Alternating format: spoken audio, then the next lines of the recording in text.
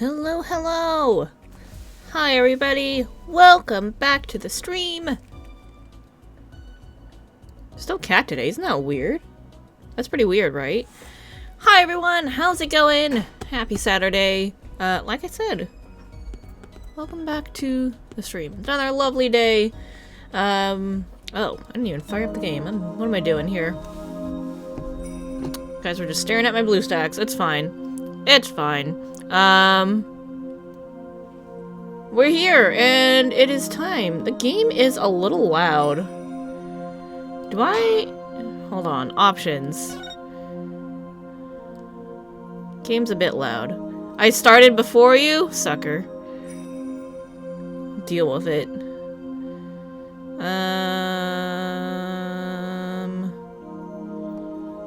Cutscene subtitles on. That's all fine. Game's a little loud. You found a new person who just got into 14? That's cool. Did you get super distracted by it? Because it sounds like you got super distracted by it.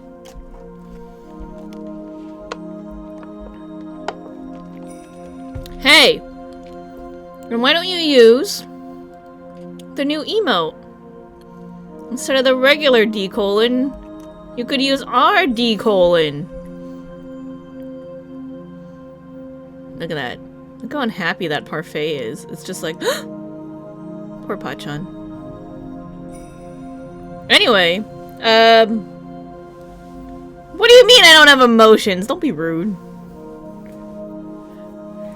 Rude. Where's the other one? That one. Wah! How dare you? I like that one. That one came out really well. I like the animation on that one. Anyway. Haha, I beat you to it. Anyway. We're gonna start case 2. We're gonna play case 2 right now. I hope this sounds okay. This opening song is really, really loud. Should we just do episode select and rewatch? Let's rewatch the beginning. Okay, have fun lurking. I assume you're gonna go play Genshin, so have fun with that. Alright. Ooh, Apollo. Let's do it.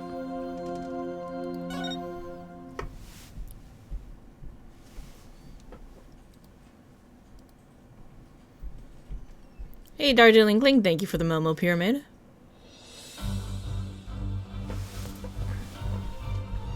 Oh yeah, it was the Alice in Wonderland shit.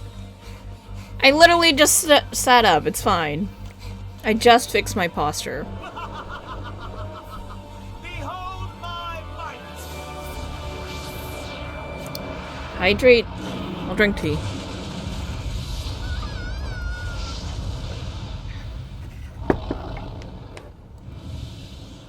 Okay, we did that one, we did that one. There's no Kato de Pato, so I will refund you those points.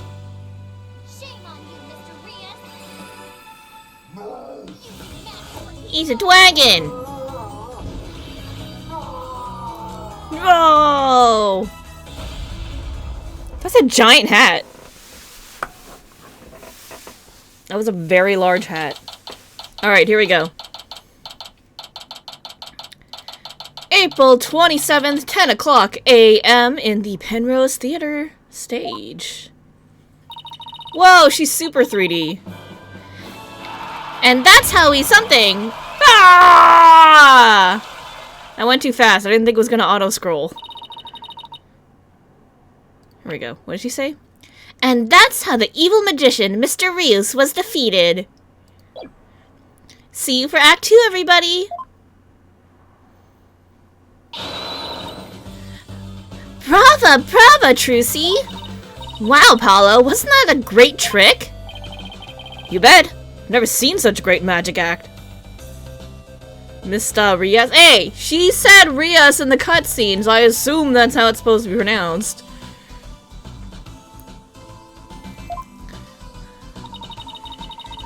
Did you know they even featured Trucy's show on TV this morning? Wow, the Grammary Land? Trucy and Grammary Land. Oh, okay. Penrose Theater.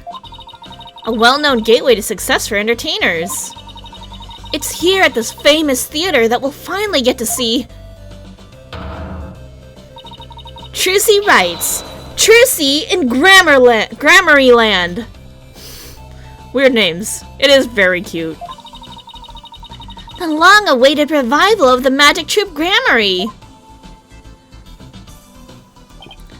Wow, that explains why there's a TV crew here to cover the show. This is the perfect opportunity to promote the Wright Anything Agency too. After all, people look up things they see on TV, right? But wouldn't they be looking up the talent part and not the law part of our agency? Mamma mia, you're right! We'd get nothing but requests from Trucy's fans, wouldn't we? Oh well. Guess we'll just have to make it the old-fashioned way. Oh, hold on. I need to tell the camera to get rid of the chair. So that you guys can see better. And then let me adjust. There we go. My name is Apollo Justice. I'm a rookie lawyer with only about 2 years of experience under my belt. We're here to see Trucy's magic show. She's a fellow member of our agency. We came on behalf of our boss, Mr. Wright, who's away on a trip. Ooh, and did you hear, Apollo? Even though it's only her debut, her shows are completely sold out! What? Really? That's amazing. Voila! A star is born! Who knows how far she'll go? At this rate, nothing in the world can stop us!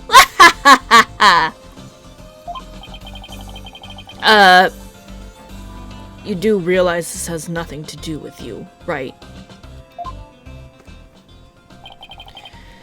This is Athena Sykes. She's another member of our agency. She may not look it, but at just 19 years old, she's a lawyer as well. What do you mean she may not look like it? Of course I look the part. Care to explain how exactly? Oh, come on, have a heart. Uh-oh, where's my widget? I think widget was the android. And now I'm gonna change this so it's going to the right thing. Good thing I barely remember to turn on the voice mod. Stop treating me like a child! That gadget around Athena's neck that spoke just now? That's Widget. Widget helps Athena out on her special... Sorry. Widget helps Athena out with her special field of expertise. Analytical psychology. He also has a habit of blurting out whatever Athena's really thinking. Yeah, this little guy can be a little unruly at times. Hey, upgrade me already! Damn, Widget got sass!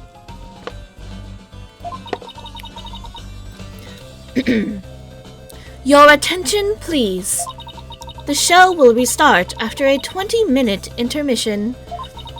We ask that you please be back in your seats before the next act. Thank you. Hey, why don't we go say hi to Trucy in her dressing room during the break? Oh, yes! Let's go see the big star!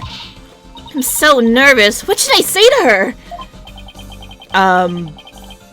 Whatever you usually say to her at the office every day? Hey, 21 Snakes, how's it going? No worries about the lurk. Enjoy, I'll see you soon. Oh, look at the bunnies! Oh, that's cute. And she got Burb. It's a flower. It's a flower from Gavin, because it's got the Gaviner symbol, and it says, "Congrats, Fraulein Wright." To Trucy. I wonder who this one's from. Looks kind of like a lotus there. Oh, this one must be from Jinxie. That's definitely from Jinxie. This is really cool. Who did this? Oh, this one over here has got to be from her, from Juniper Woods, from the last game. Yeah. Oh, this is really cool. You got little nods to all of Trucy's friends. Aww, I like it. And there's the Steel Samurai, and then Troop Grammary. This is super cool. Alright, anyway. April 27th, Penrose Theater dressing room. So, this is Trucy's dressing room. Looks like she's busy over there with someone. Could you sign this, please, madam? Oh, sorry, ma'am? Sure thing. Just the one sheet in this clipboard, right?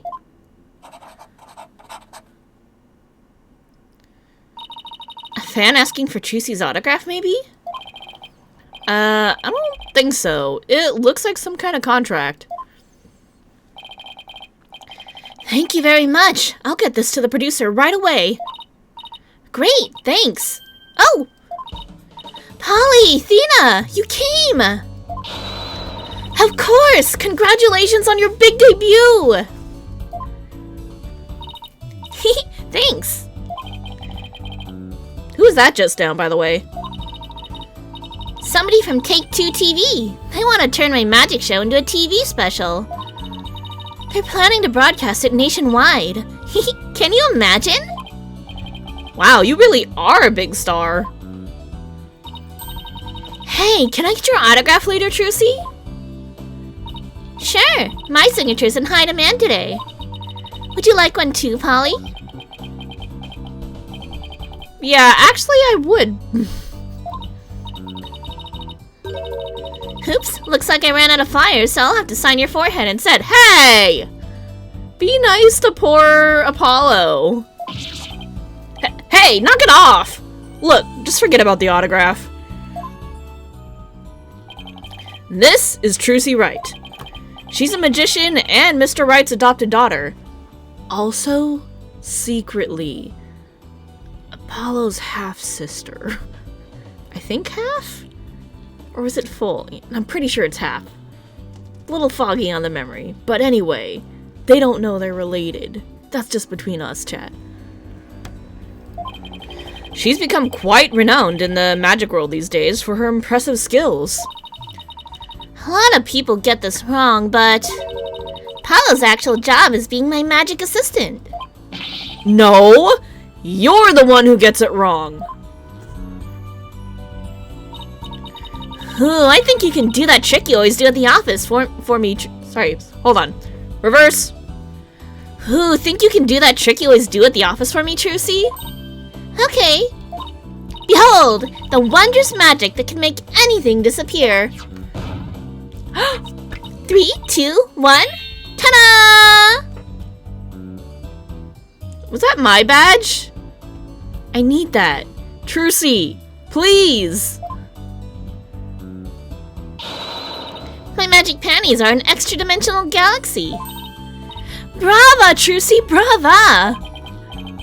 Okay, but why do you always have to make my attorney's badge disappear? Poor Apollo. Well, that's because out of everyone's at the Wright Anything Agency, you're the one I get the best reaction out of. Apollo, if you don't react, people won't bully you. That's the way it works sometimes. It's very unfortunate, I know. I understand, but that's just the way it goes sometimes. That doesn't make my poor badge feel any better. I can look around again? Oh, they took it away from us last time, and now they give it back. Alright, hell yeah. Jinxie, right? No, I can't look at it. Hey! But I want to touch everything. Oh wait, hold on. Is it this button? Is it down here now? Nope, that's the chat record. Can I, like, not look at stuff? Why? I want to look at things. Let me touch everything! Ugh. Got my hopes up. My beloved attorney's badge. Wearing it gets me raring to go. Trucy Wright, age 17. A particular set of circumstances led her to being adopted by Mr. Wright, a world-class magician on the rise. Athena Sykes, age 19. The youngest lawyer in our agency. She apparently studied psychology in Europe. And Phoenix Wright, age 35. My boss. He's taught me a lot about what it means to be a lawyer. I feel like I got tricked. Alright, we're gonna show everybody the badge. Always show people your badge. Ooh, your attorney's badge. Does this mean you want me to... I knew I shouldn't have done that. Hey, why'd you put it away? Fine, if that's the way you're gonna be. 3, 2, 1. Ta-da! Hey, don't make it! Wait. My badge is still here. How was my badge, Trucy?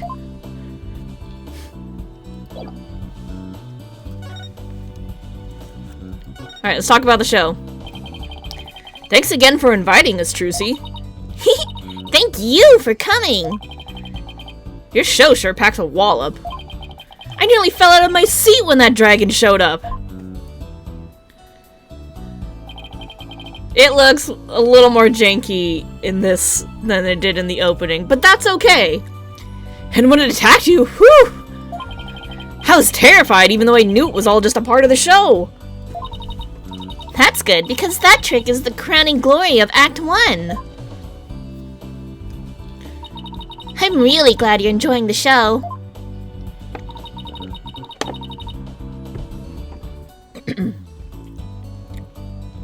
I heard your shows are completely sold out, Trucy. They say your fans were all over the tickets the instant they became available. Like hungry wolves going after their prey. Sounds like you've made a loyal pack of followers for yourself already, Trucy. But you two are the only ones who got a special VIP invitation from me. What about Phoenix? It's just not- oh, he's overseas. Never mind. Never mind, we know where Phoenix is. He went to go see Maya. Today's just a dress rehearsal for the performers, staff, family, and friends. A general probe, huh? That's what they call it in Germany. The real show isn't until the day after tomorrow. By the way, are you gonna finally do your magic panties trick on stage after the break? Sorry to disappoint anyone who came just to see my magic panties. But my next trick is completely new! I'm debuting it today. Ooh, a new trick, huh? Are you gonna chop Apollo up into little lawyer bits? Funny, I don't recall ever agreeing to anything like that. Well that does sound like a good idea. Today's trick is totally new Troop Grammary original. The entire future of the troupe is riding on the success of this special new trick. How so? Tell me more about this new trick. This show is really important to me. It isn't like any of the other shows I've done. As the rightful heir to the Troop Grammary repertoire of magic, this show is my first chance to unveil the tricks I've inherited. Troop Grammary, huh? Reminisce. Yeah, I have a poster of them hanging right over there. Yeah, I saw it. That's her mom. Wait, who the fuck is this? Who the hell? He's in the same clothes as the dude who turned into a dragon. That's Uncle Valiant, and that's her dad. Her dad who became Shady Smith and then died. And that's Grandpa.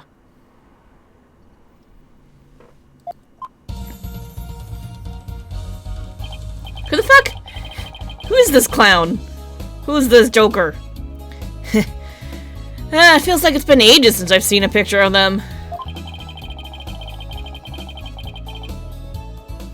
Oh, they're all different suits, and he's literally the Joker. We have got spades, clubs, diamond, heart, and Joker. You love the updated Troop Grammary music? It is very good. Troop Grammary was a group of magicians who dominated the magic world in their day. Trucy is the sole heir to the troupe's entire repertoire of stage magic. Huh? Who's the guy in the green and purple on the left there? Oh, that's the great Mr. Rios, the other magician in today's show. He used to belong to Troop Grammary too a long time ago. That's been pretty long because we didn't see anything about him in previous games. Hey, so tell us more about this special magic you're going to reveal today. It's a secret troop grammary trick. Left behind by my late granddaddy, Magnifi Grammary. It's never been performed before, so this is the first time it'll be seen by the public. The grand unveiling, huh? No wonder she's been working so hard. Well, I'd better get going. Huh? Where to? To practice my act, of course. The show's only a few days away. You're really pushing yourself. Didn't you practice until late last night, too? Yep, because everything's gotta be just right. Trucy inherited all of Troop Grammary's magic tricks from her father when he died. And the troop's entire legacy is now resting on her shoulders. No wonder she's feeling the pressure. Looks like everything's going well today, though. I mean, that last trick was perfect. Grace under pressure, that's me. After all, a true entertainer always keeps a smile on their face. That's the Troop Grammary creed. It's hard to believe you've accomplished so much, even though you're still in high school. But to tell you the truth, I'm actually pretty nervous. Who wouldn't be? Ooh, I bet this would do the trick. You'll be fine, Trucy! If anybody can do it, you can! Holly, that was just the boost I needed. Thanks. Paula's fine sure has a way of really hitting you right in the heart. And in the ears. Enough ragging on my voice already. Trucy? Oh, hi, Bonnie. Bonnie the bunny? It's almost time for the second act. Oh, okay, thanks. Well, Apollo, Athena, enjoy the rest of the show. Break a leg, Trucy. Thanks, I will.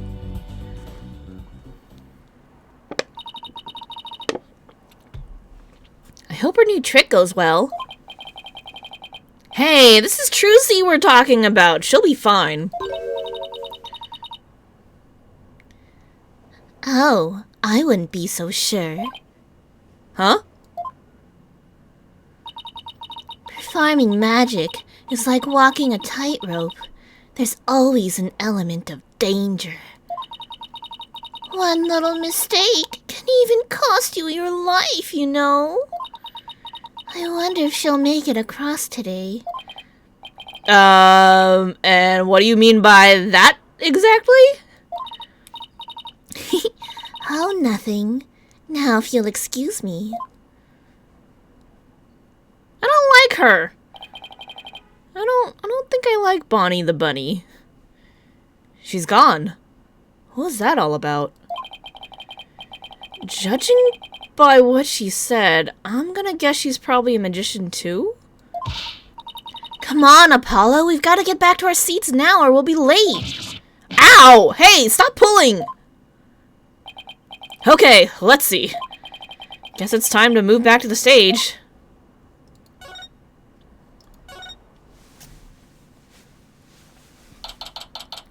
April 27th, Penrose Theater. Stage. Hurry up, Apollo. It's about to start. I want to see what Trucy's next trick is.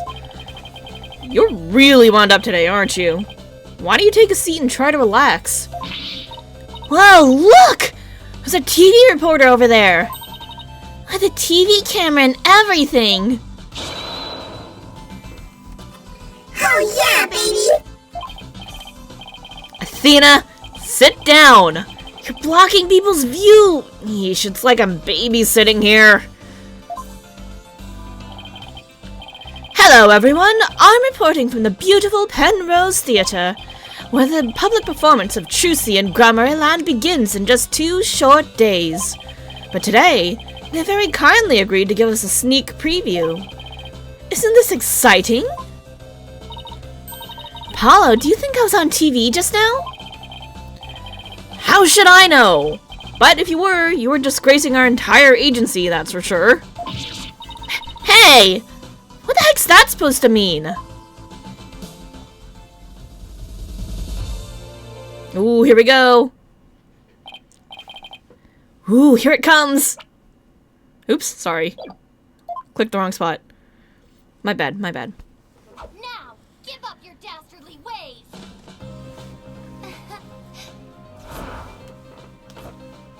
Huh? Over here.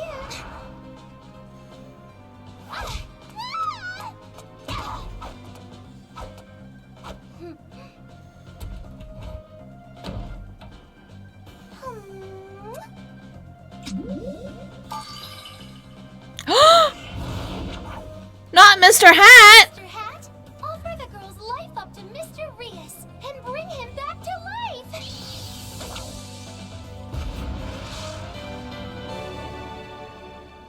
What?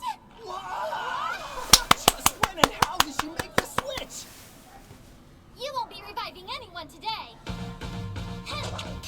Hell yeah! Is there a body in there that we should be concerned about? Is she gonna get accused of murder? Because we haven't had our actual case pop up yet. And I have concerns. Wow, that was amazing! I have no idea how she escaped from that coffin! I'm glad Trucy's escape trick went off without a hitch. Oh god. And when I open the coffin like this, inside you see... A dead body. Of course it's Mr. Rios who didn't appear yet. Mr. Rias? But how? I wonder what's going on. He's... not getting up. Heek! Trucy?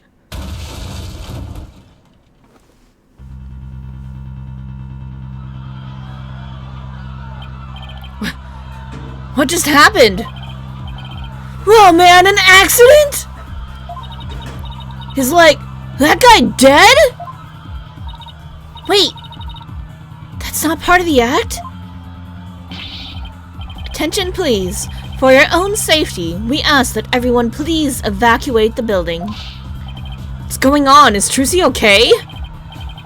Outside, everyone. Evacuate immediately, please. Whoa, hey! Stop grabbing at me! Trucy!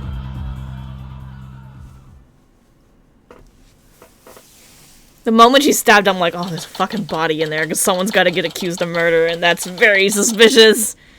And just notice the melting clock. Okay, that's really cool.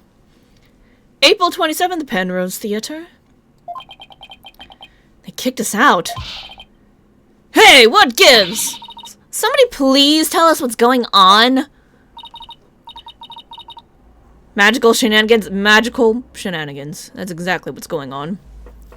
Poor Trucy, I hope she's okay. Hey, here comes that staff member from before. Your attention, please. We regret to inform you that today's show has been cancelled. What? I was looking forward to the rest of it. We are very sorry, but the theater is on lockdown pending a police investigation. Excuse me? Is it because of that accident? That man in the coffin, is he... Well, we're still trying to figure things out, sir. But I can tell you that Mr. Wright is... Sorry, that Mrs. Wright is fine. She wasn't injured, so please don't worry. Thank goodness she's okay. Yeah, but she's about to be accused of murder, because somebody's gotta get accused of murder. Hey, you there! Oh, the fuck? Hello? He kind of looks like Johnny Depp. Is that weird? It's a little weird, right? He's got money hanging out of his pocket. It's a little weird, right? It's a little weird. God, what's a good voice for him? Okay, let me think.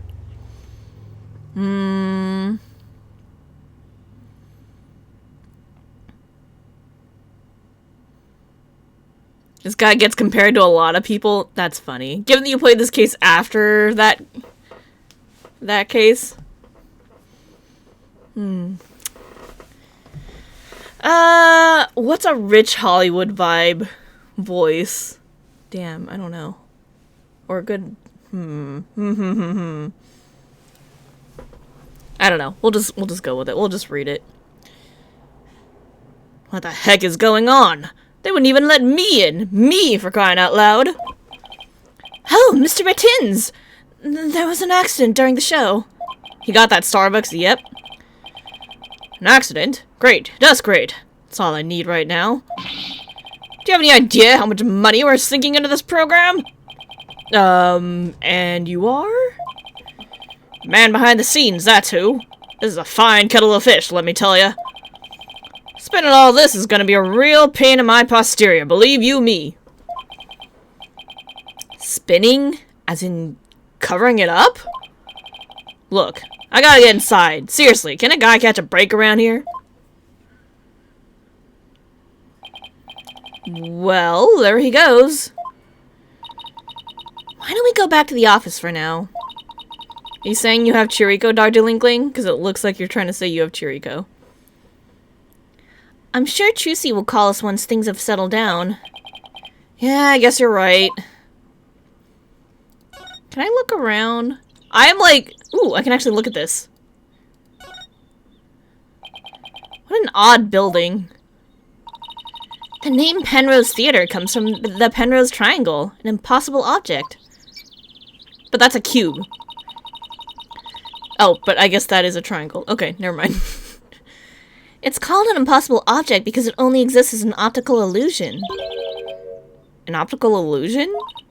Uh-huh. Just like how that cube on the front of the building isn't really a cube at all.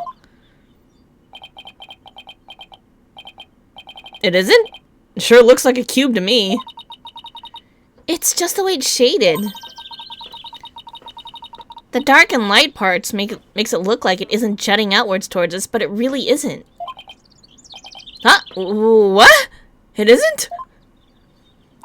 Come on, let's take a look at it from over there. Okay. What the fuck? What? You're right, that's so weird. Now do you get it? I think so?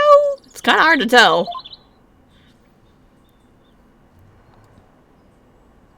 Ooh, weird clock.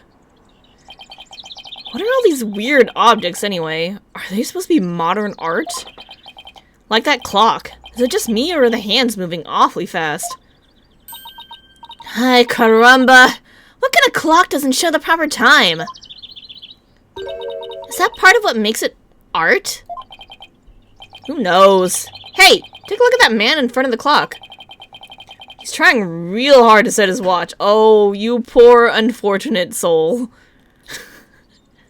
This guy over here trying to set his clock to the... Yeah, that ain't gonna work. That's an art installation, my friend. So sad in need. Yep. Hey, mister! Yeah...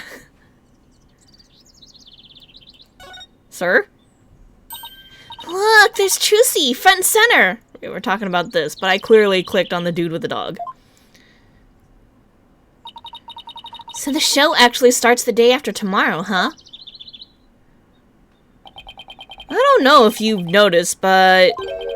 You see that man in the front of the poster? He's been standing there a long time looking at it. Yeah, I noticed. Oh, sorry. Yeah, I noticed. And sometimes he kind of stretches his hand towards it a little bit. Oh, I bet he's one of Trucy's fans. You think he's gonna try to make off with it? Who knows? Oh, look! I guess we don't have to worry. Every time the man reaches for it, the dog growls and pulls out his pant leg. Yeah, it kind of begs the question, who's the master and who's the pet? Clearly, that dog is the one who's in charge. Clearly. Alright, let me examine things. I'm good with that. Look at my badge! Everyone has to look at the badge. That's the rule. My badge is shinier than yours! Of course, yours is newer than mine. A great weathered finish like this only comes with age and experience. What? I can get a finish just as good as that on my badge too, you know. Getting it dirty on purpose doesn't count, Athena. Dumb? What makes you think I'd ever do anything like that? 'Cause it's you. 'Cause it's you, Athena. So, Athena, any ideas? Sorry, I've got nothing. I mean, it was just one amazing trick after another. Who could figure it all out? Critical hit? Yeah. Apollo's savage sometimes. I was asking if you have any ideas about the accident, not the show, Athena. What to do?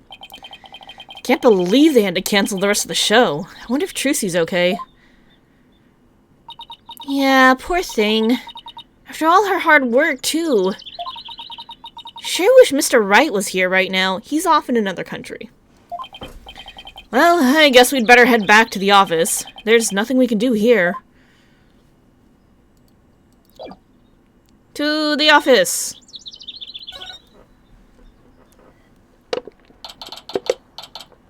Yeah, he's in another country. Dealing with his own shite and being in danger because terrorism. So, you know, kind of got his own stuff to deal with. Anyway, April 27th, Wright Anything Agency.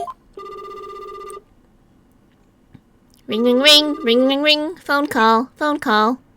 Anybody remember that from Pokemon? I do. It's no use. I can't get a hold of Mr. Wright. Wonder if something happened to him in Kurain. Maybe he got caught up in some kind of trouble again, as always. Yeah, trouble's drawn to him like iron fillings to a magnet.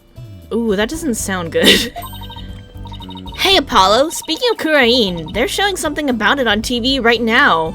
Oh my god, are they gonna see what's going on with him on TV? That's hella funny. There's been some surprising news coming out of the kingdom of Kurain. The country recently saw defense attorney Phoenix Wright win a not guilty verdict. The first verdict of its kind in 23 years.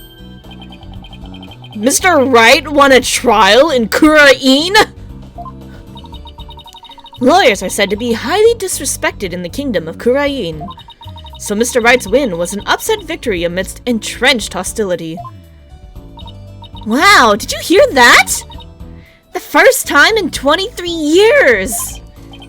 Yeah, but what was he doing in court there in the first place? They don't get no respect. Phoenix Y? Yeah. Phoenix Y. I thought he just went for a visit! So he was in some kind of trouble, just like we thought. Next, an update on the unfortunate accident that occurred at the Penrose Theater. Hey, now they're talking about the accident at Trucy's show. Famed magician, the great Mr. Rios, was skewered with a sword and died on the spot. Oh no! So, he really is dead. And now, here's the footage of that deadly moment.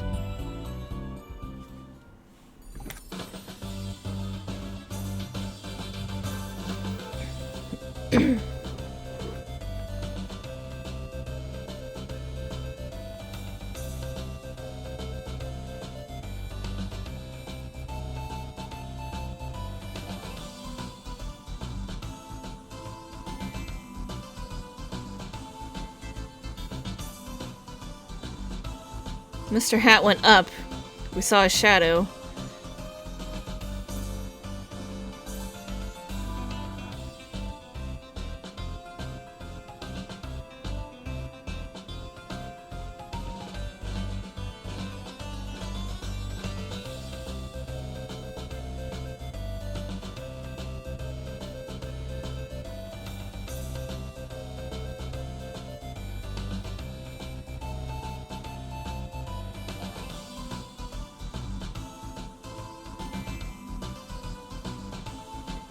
Another shadow went upwards.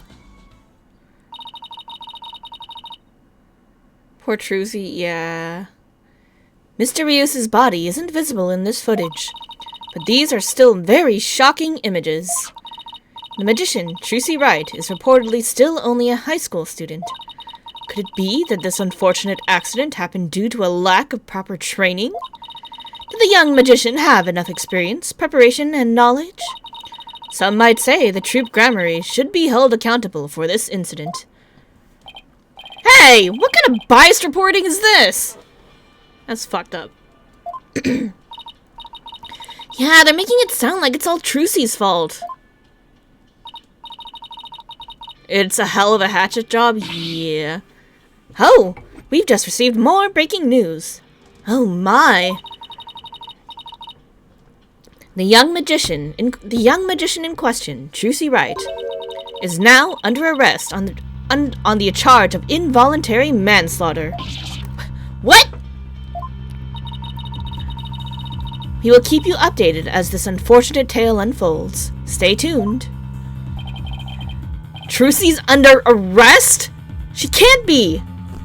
We saw it coming though, because I'm like, nobody got accused of murder yet, and she's stabbed into a box, and I'm like, super sus. There's definitely someone in that box who definitely probably died to getting stabbed. Anyway. Paula, we've got to do something! Yeah, let's get down to the detention center right away. But before I forget, I think I'll jot a few things down about the case. I'll just open up the court record and make notes on this bottommost tab here. I can use it like a kind of a to-do list. If I ever get stuck, I can just refer to these notes. Thanks for the tutorial, Apollo. Yeah, we don't gotta talk to you. Alright, let's go. Save Trucy! April 27th, Detention Center. Visitor's room. Poor Trucy. What can we even say to her? Oh! Polly! Athena! Trucy, are you okay? I'm fine. Don't worry about me. We saw the news about the accident on TV. Guess I can't Houdini my way out of this one. I got arrested and everything. They say I'm the one who caused the accident. But that's not true, right? To be honest, I don't really know. I mean, I have no idea how an accident like that could have happened. The trick went off without a hitch, I'm sure of that much. Well, there's the sword. There's no blood, though. Isn't that weird? Like, if he died from being stabbed and there's no sword in him, then he would be bleeding everywhere, so I'm a little suspicious.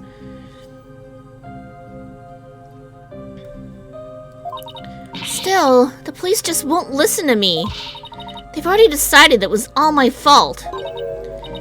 I'm exhausted after all their questions. Looks like she's been able to hang in there at least. Yeah, she really is one tough cookie.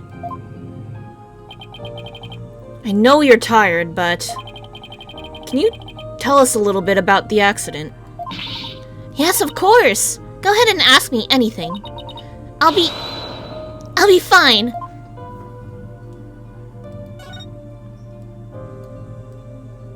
Yeah, I can examine shit again. Alright, cool. The guard's just standing there, completely motionless.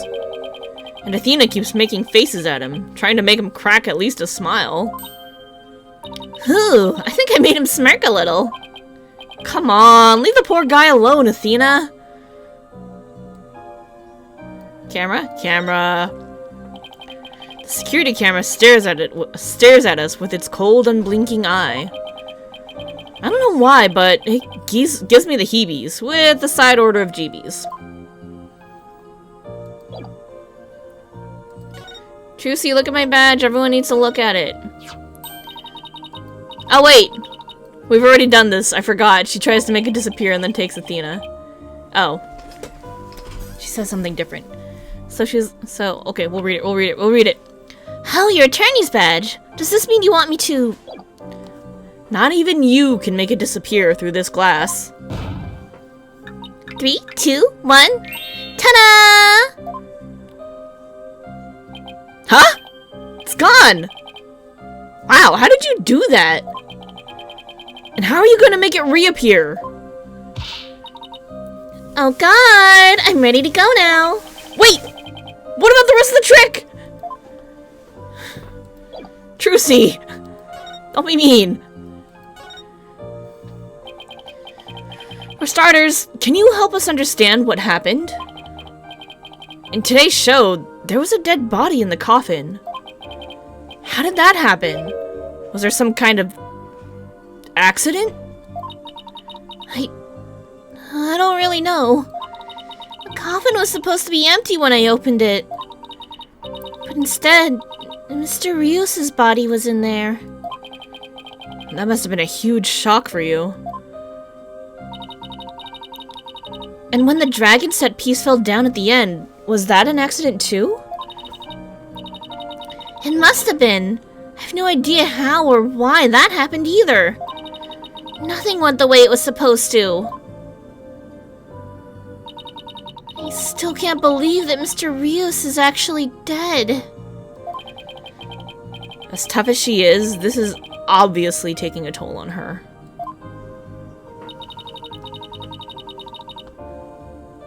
But how did Mr. Rios's body get into the coffin in the first place? Trucy, we need you to tell us the secret of the trick. You know what they say, a magician never reveals her secrets. But I guess I should make an exception this time. But if you ever tell anybody, I'll make you my guinea pig for every single new magic trick from now on. Don't worry, I'm a lawyer, remember? Client confidentiality is part of the job.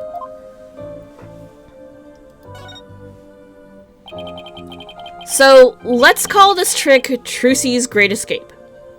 How did you get out of the coffin? Alright, here goes. I'll reveal the trick just for you two. And the guard who's probably listening in. Prepare yourselves for an exclusive explanation by magical girl Trucy Wright. There's a secret trap door in the stage that leads down to the understage passage. A trap door? So when did you slip down into the understage passage? Remember when Mr. Hat was on stage holding a sword next to the coffin? Well, by then I had already escaped from the coffin and was waiting understage. And while I was down there, I did several things to get ready for the next part. What technique? Okay, so what happened next? Mr. Hat was quickly raised up to the catwalk by wire. We saw that. There's a cushion up there that acts as a shock absorber when Mr. Hat hits it. Meanwhile, I pop back up onto the stage through a different trapdoor. And voila! The switch is complete!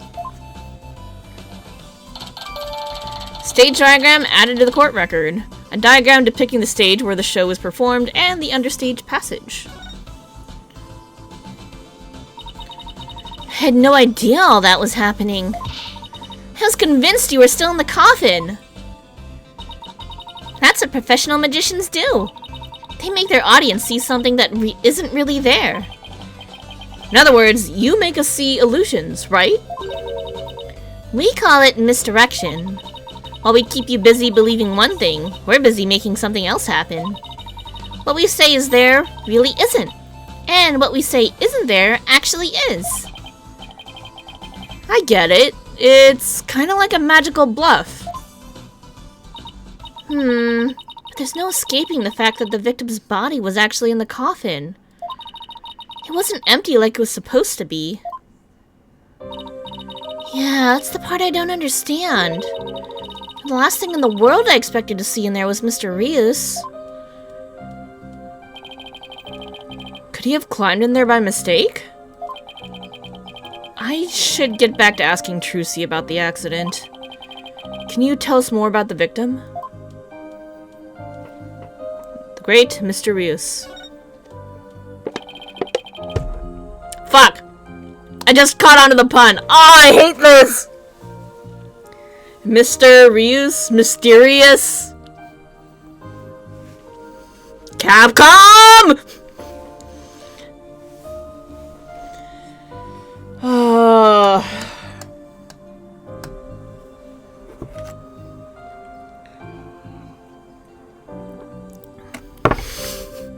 You were waiting for that? Ah! I had to say his name fast enough, and then I was like, wait a minute. The word that came out of my mouth. It took you about here to realize that too? I hate this sometimes. I love it in a good way, but I also hate it in a good way. That hurt me. Alright, anyway.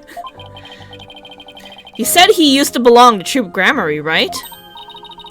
Wait, you don't know who the great Mr. Rios is, Apollo? He's super famous! He's all people talk about on TV. Really? I just assumed he was one of Trucy's assistants. Way to diss the dead, Apollo. So, how did the two of you come to perform together, Trucy? Well, like I said, he used to be a member of Troop Grammary.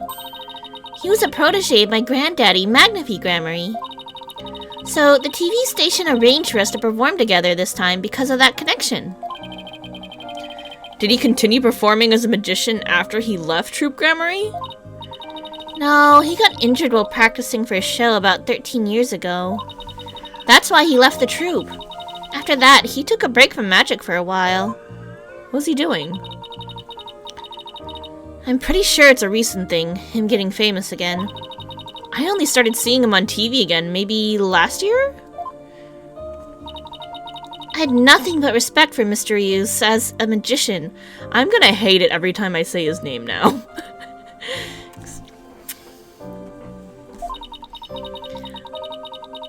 I can't tell you how sad I am this happened. I can't imagine how traumatic it must be to have someone die during your big show. Oh, but hey, don't worry, I'm fine. I have to stay strong for my fans. You're lying. Trucy, this is the tutorial one. Clearly. Huh? My bracelet's reacting. People tend to unconsciously tense up when they're trying to hide something. And when I pick up on their distress, the bracelet around my wrist starts to feel tight. So, I guess this means that Trucy's trying to hide something from me. Well, guess I should give my bracelet a tap.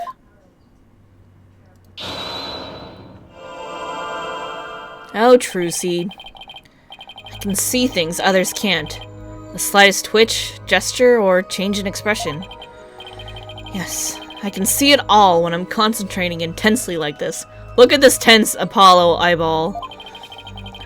And when people are feeling tense, they sometimes reveal a certain habit or little tick. I'll just shift my viewpoint around until I find Trucy's nervous tick.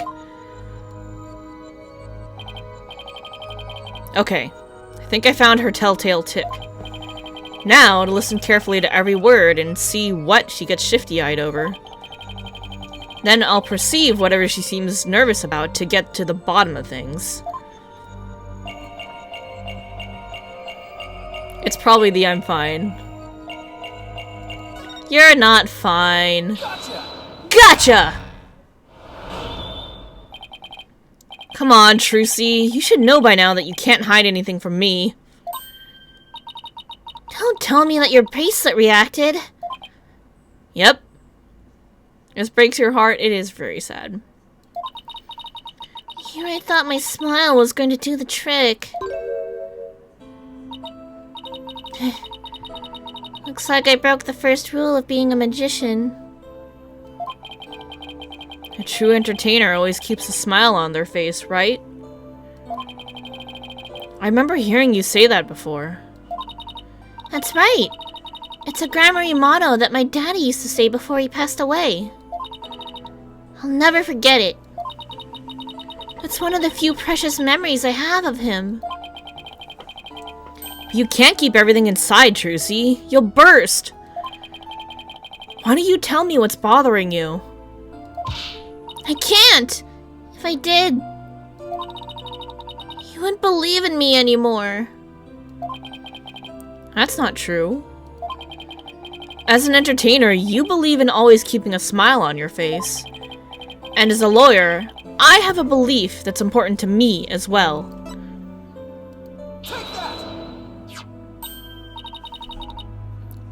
Your attorney's badge? I swore on this badge that I would always believe in my client to the bitter end. That's the cornerstone of being a good lawyer. Mr. Wright taught me as much. The badge was the correct answer. The badge is always the right answer. Except 90% of the time. But it's fine. So no matter what you tell me, I'm gonna keep on believing in you, Trucy. All I ask is for you to have a little faith in me, too.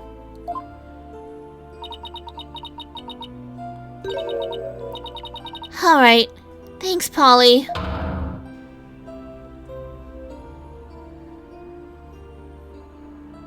Aw, look at that sad smile. Oh, we have a new emote, by the way. And we have a new crying emote, so you can cry to your heart's content. Right there. Cry all you want.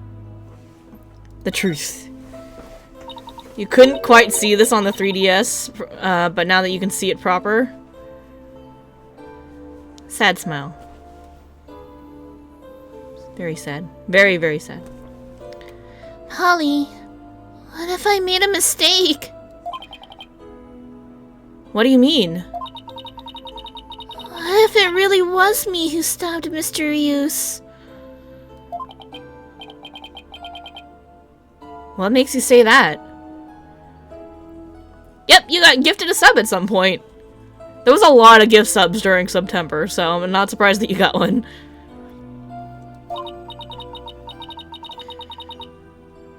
Well, in my escape trick, I used both a real sword and a rubber sword.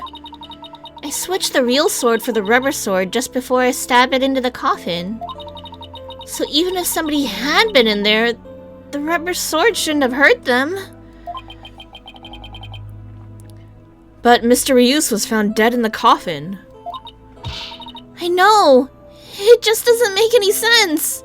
I know I swapped the swords! You're absolutely sure? Positive! I practiced that trick hundreds of times with no mistakes!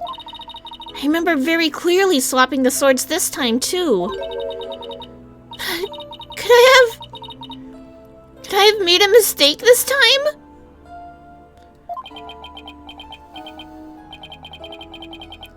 Could she really have? Well, I'd better get going. Huh? Where to? To practice my act, of course. The show's only a few days away. You're really pushing yourself. Didn't you practice until late last night, too? Yep, because everything's gotta be just right.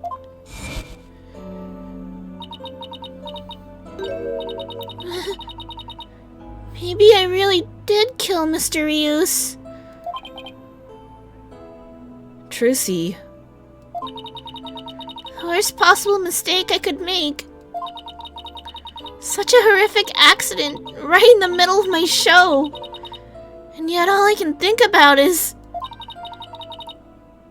Now that this has happened, Troupe Gramarye will get its performance rights pulled. There'll never be another show. Everything my family worked so hard for will be gone forever. And poor Mr. Rius had his whole life and a great career ahead of him. I ruined everything. I destroyed it all! I took it all away!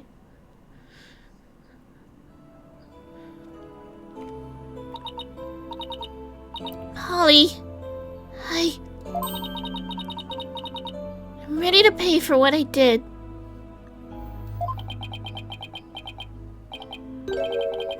Trucy, I don't think you did anything wrong. You don't? She's a lot of pressure on her. Yes, she does.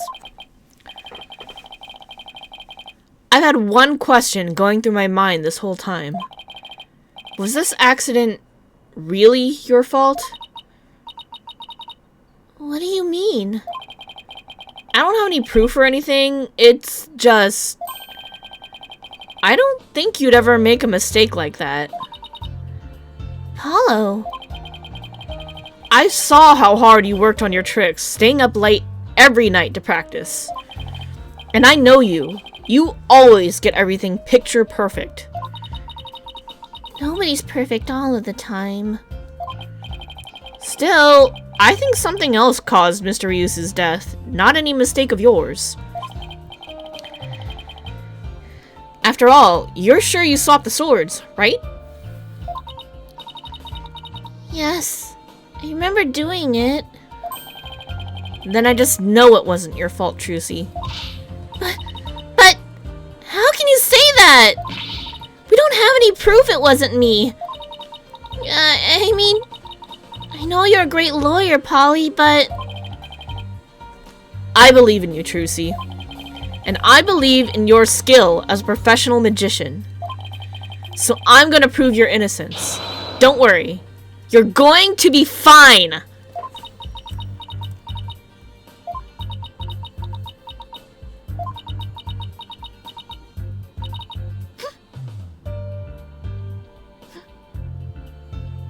Aww, she's crying.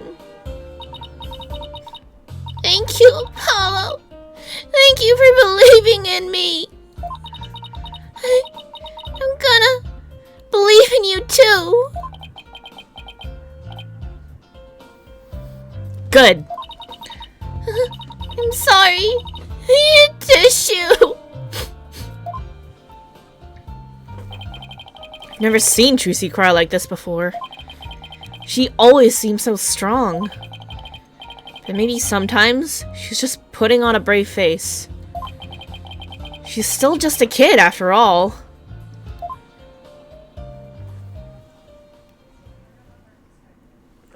That was really sad.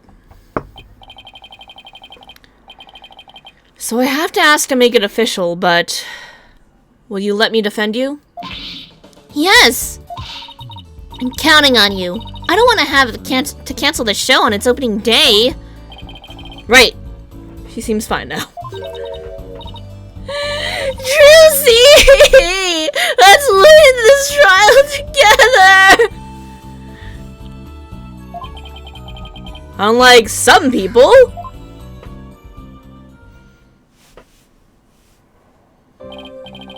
Well, we'd better get right to investigating. Come on, Athena. Wipe that nose and let's go. Excuse you? Do you see any snot on my face, Apollo? Trucy's a faucet, Athena's a hydrant. Not wrong, not wrong. Yeesh, talk about an emotional roller coaster. We'll need to investigate the stage at the Penrose Theater where the body was found. Yeah, I hope no one will try to stop us. Hey, who's our prosecutor and our detective on this side?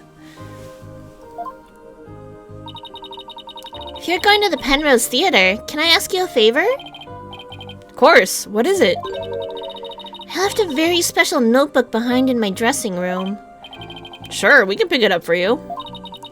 That notebook is really, really important to me. I don't know what I'd do if anybody read it. We'll get to meet the new prosecutor soon. That's exciting. Wow. I wonder what's in it. The notebook is in my blue handbag on the table. It's big and black. You can't miss it. Thanks in advance. And with that, I've gotta go. It seems like they've got more questions for me. Alright, see you later, Trucy. So, should we investigate the stage first or get the notebook? Nah, we don't need to talk to her about that. Alright, let's... I think we should get the notebook.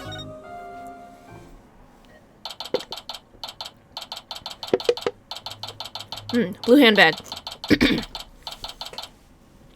April 27th, Penrose Theater, dressing room. The dressing room looks just the way it did before the incident. All these items look kind of lonely without their owners. We have to find Trucy's notebook for her. Let's see. She said it would be in her blue handbag on the table, right? We should see what else we can check out while we're here. Yay, I can look at everything now.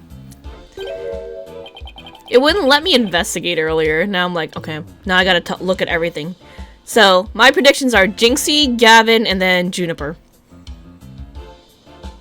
Huh? Aren't these Ninetales flowers? You know those flowers that only grow in Ninetales Vale?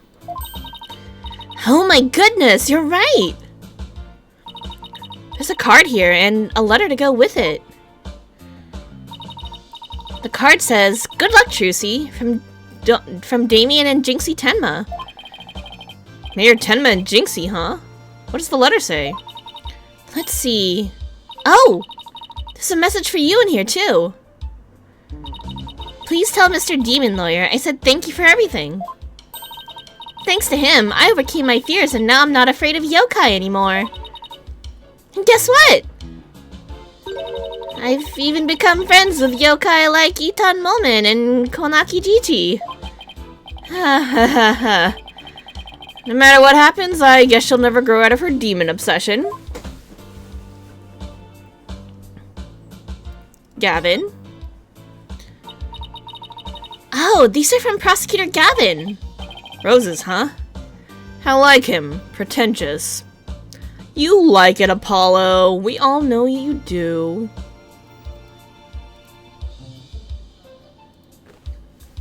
Hold on. Lighting fix. A little bit. There we go. They might be pretentious, but you know what? He makes it work. Apollo, I've noticed this for a while now, but you get awfully prickly when it comes to Prosecutor Gavin. We all know you have a crush on him, Apollo. Stop denying it. Here. You think so? I mean, don't hate him just because he's beautiful. That's not it at all! It totally is. Hey, these flowers! They're from Le Miroir! Aww. I thought it would be from Junie, but Le Miroir makes sense. Oh wait, hold on. No, Junie is Athena's friend. Never mind. Le Miroir? Where have I heard that name before? That's... Le Miroir's the mom. She's a famous singer. Apollo still doesn't know. Yeah. They call her Siren of the Ballad, and she's pretty popular. Why would a famous singer be sending Trucy flowers? We know! They don't know.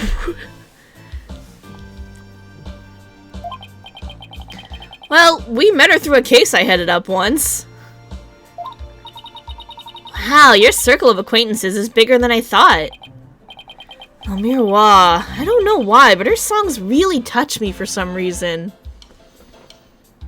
Couldn't possibly because that's your mom. Nah, that'd be weird, right? Hope she's doing well.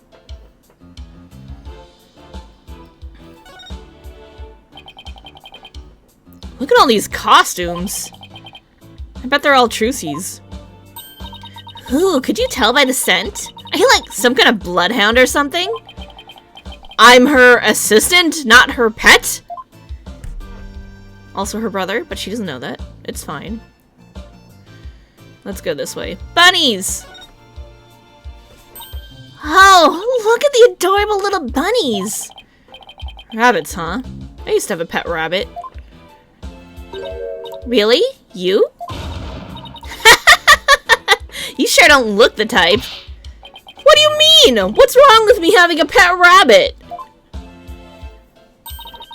Aren't people who have rabbits as pets usually the quiet, sensitive type? Well, pardon me for being so loud and insensitive. Poster. Trucy put some posters up, I see. Oh, here's one of Troop Grammary. Troop Grammary, Magical Menagerie, huh? There's a whole AU about if Apollo was a bunny and it's called Bunpalo. That is adorable. Looks like a bunch of folks dressed in outfits a bit too gaudy for their age, if you ask me. Rude? But isn't that pretty much how all the best magicians dress? Was Troop Grammary really such a big deal back in the day? Kids these days got no respect. I guess so. Everybody in the country knew them back then. They had great tricks. Like making a building disappear or escaping a safe dropped from a helicopter. Wow, I was in Europe at the time, so I had no idea. But if even you know about them, then they must have been really, really famous. I used to see them a lot on TV. I think it was back when I was in junior high. The one in black was the original leader of Troop Grammary, Trucy's grandfather. His name was Magnify Grammary. The one in pink with the mustache, that's Zach Grammary, Trucy's late biological father. Oh, and look, there's Mr. Rios. So this poster's from back when he was a member of Troop Grammary, huh?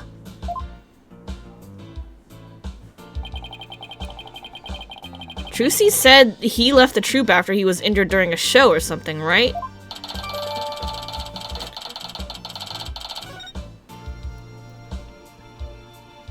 Okay. Burb. It's a dove. Trucy must use it. Trucy must use it in one of her tricks. Yeah. There's another bird cage next to it. I wonder what's in that one. Cuckoo-ca-choo! What in the world was that? Don't worry about it, Apollo. Look at all this stuff. It must belong to Mr. Rios. Quite a random reference. It is very random. Wow, look at the colors on that briefcase. You think he carries that around with him on his time off? Well, during his shows, he wears a mask to hide his identity. If he carried that briefcase around when he wasn't working, wouldn't it give him away? Ha, but you've got to change gears and look at things in a different way at a time like this. Oh yeah? Meaning? Well, what if Mr. Rios wore his full costume all the time, even when he wasn't working? Then that briefcase wouldn't have given him away one bit. Okay. I'm getting pretty good at this turn your thinking around stuff, huh? She's like a little kid who learned a new trick and couldn't wait to try it out.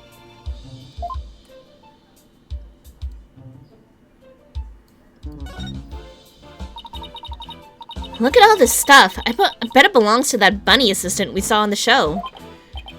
Wow, that's a lot of stuff. Does she really need all of that? I mean, I don't think I've ever seen so much makeup.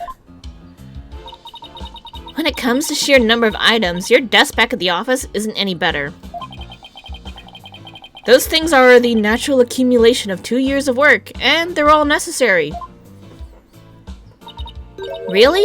Instant noodles and crackers? Of course! I need those for when I have to stay at the office all night prepping a case. And the comic books too? Oh, of course I need those too. Manga these days are super realistic and informative. I need them for research. Like how Dr. Lupin looks up mods for research. Uh-huh. I see. So you need to research street fighting and the funnies, do you? You're welcome.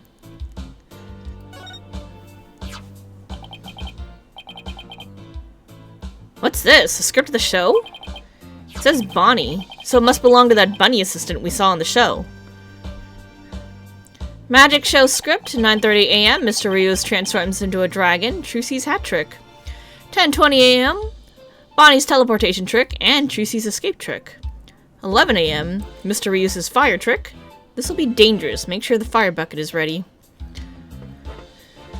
You and I got to see the first two parts up to the end of the 10:20 a.m. segment. But this Mr. Ryu's fire trick, we didn't get to see that part.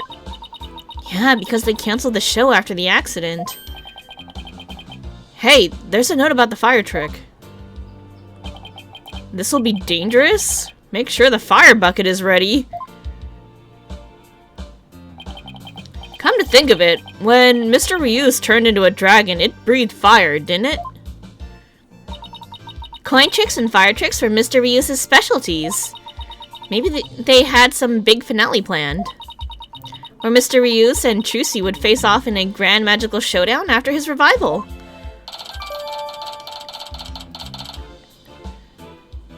Bonnie script added. Okay, cool. Did we look at our collection of people? Bonnie, a bunny-themed assistant who appeared on stage with Trucy. Mr. Rittins, a man somehow connected to the magic show. He showed up at the theater after the incident took place. Mr. Ryus, the victim in this case, a magician who took the stage with Trucy. You are getting called out.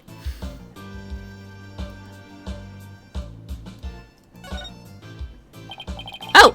Here's that handbag Trucy was talking about. I feel a little funny about digging around in a girl's purse. I guess it's okay to open it. After all, she did ask us to. But not you, Apollo! Let me do it! Let's see... Huh? No, not this. What's this? Oh wow, she is... Oh, Trucy, you are bad! What is it? I want to see two! That's funny.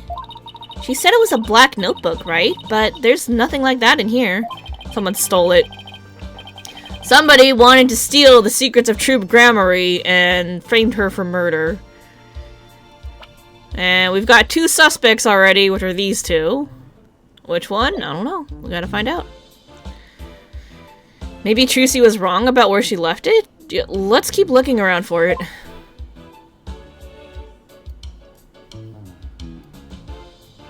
But where else would we look?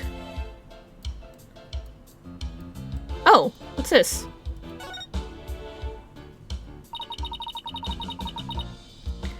I say we take a look through Mr. Ryus's things, too. Hey, is that a notebook sticking out from behind his briefcase?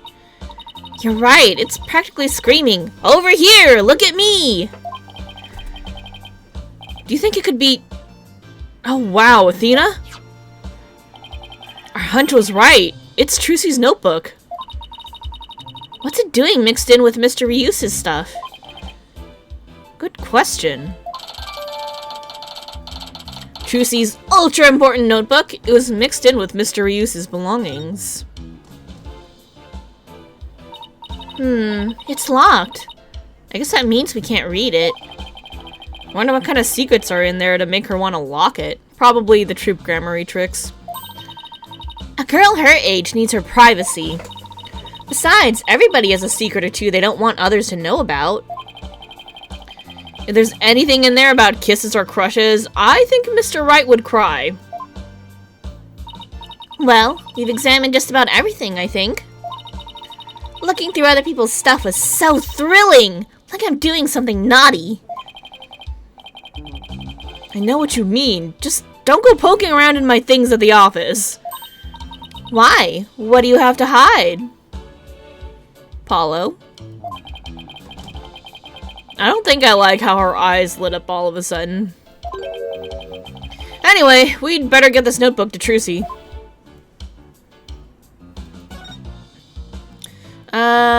I guess we should probably look around the stage. April 27th, Penrose Theatre.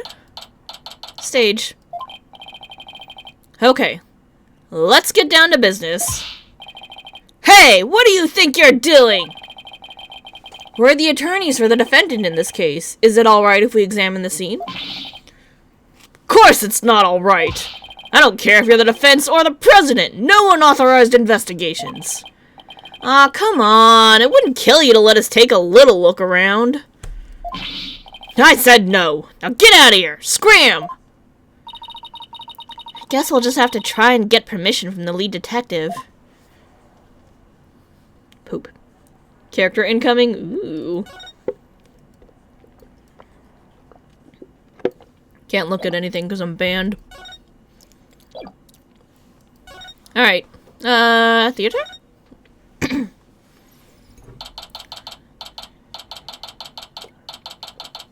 April 27th, Penrose Theater. The person you are trying to call is not available. After the tone. Please record. I've tried calling Mr. Wright 100 times, but he never picks up. We've left him some voicemails, so he'll probably call once he gets them. He's gonna flip out when he hears what happened to Trucy.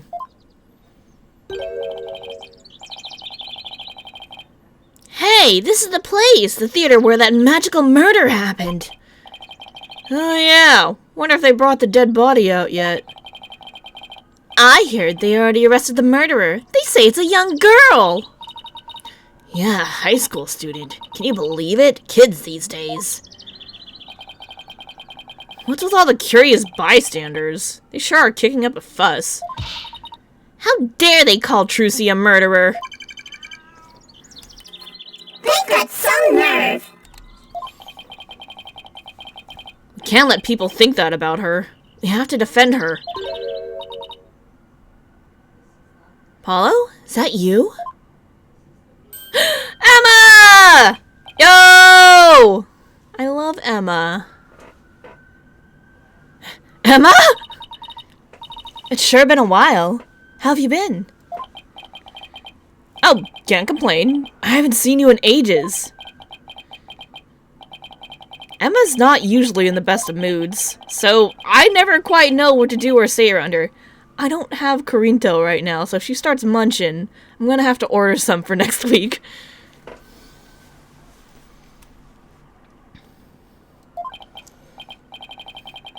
Well, we have some business to take care of, so I guess we'd better get going. Hey, wait a minute. What? Was it something I said? Darn right, it's something you said. What's with you brushing me off like that? We've got heaps to catch up on. After all we've been through, you're not still mad at me about something, are you? Sorry, I didn't mean to upset you. Who's this, Apollo? A distant cousin or something? No, Emma's a detective I've had the, pleasure of working with before. Hello, I'm Emma Skye, forensic investigator. What? So you're finally a full-fledged forensic investigator? Yeah, I finally achieved my lifelong dream. Look, I even have an official forensic investigator armband and everything. Hell yeah! Congrats, Emma! Damn! Living the dream. That's great, Emma. I bet the exam was really hard, huh? Nah, I bet she breezed through it. Her updated theme is everything. Very good. Oh, it was a cinch. Really? Because I thought you said something about failing it over and over. Never mind that. The important thing is, I'm not a plain old detective anymore. So no more boring old investigations for me. I'm so happy I could hug the whole world.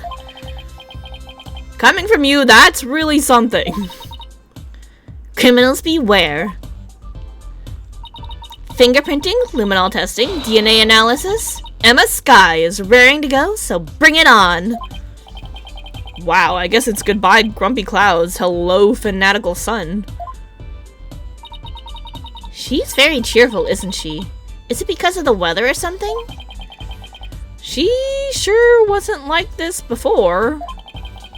She was pretty frustrated back when she was assigned to the Criminal Affairs Department. And she was always munching on chocolate snackoos to relieve her stress. Snackoos and stress are a thing of the past. I said goodbye to both of them. And may you never have to see either again. By the way, are you two here because of the murder? Murder? Don't you mean the accident? Oh, then I guess you haven't heard. The case is being treated as a straight-up homicide now. What? Just so you know, I heard that the prosecution is going to argue tomorrow that Trucy outright murdered Mr. Rius. What? Are you kidding? They're treating it as a murder? 1 sec, I'm pouring tea. Emma, please tell us everything you know. Of course. Anything to help Trucy. Look at my badge.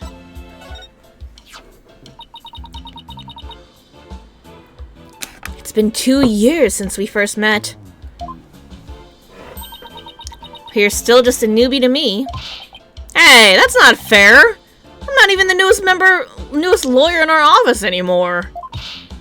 Yep, that's Apollo and me, just 2 newbies working our way up.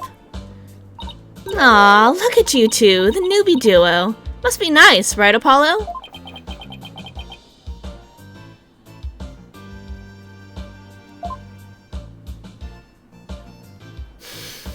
Rude. Let's talk about the incident. Why is the case being treated as a homicide now and not involuntary manslaughter? Well, apparently there's something that proves it was a straight-up homicide. Well, that's vague. Do you know any of the details? No. Afraid that's all I was told. Really? How come? Well, because the lead prosecutor is kind of a hard guy to read. Though, maybe it's just a culture gap thing? Anyway, he's not one to really share his thoughts. Wait. What do you mean by culture gap? I mean that he's a foreigner, so his way of going about things is different. So who exactly am I going up against tomorrow? Let's catch up with Emma first about herself. Congrats on finally becoming the forensic investigator you always wanted to be. Thanks. I failed that exam so many times, but I finally did it. I can finally use my forensics kit openly whenever I want. Hell yeah, you used to have to stealth use a kit you sent away for. Oh, I still use that one too. But now it's more of a hobby kit. It's important to have hobbies too, you know? Yes, but your hobby is the same as your job.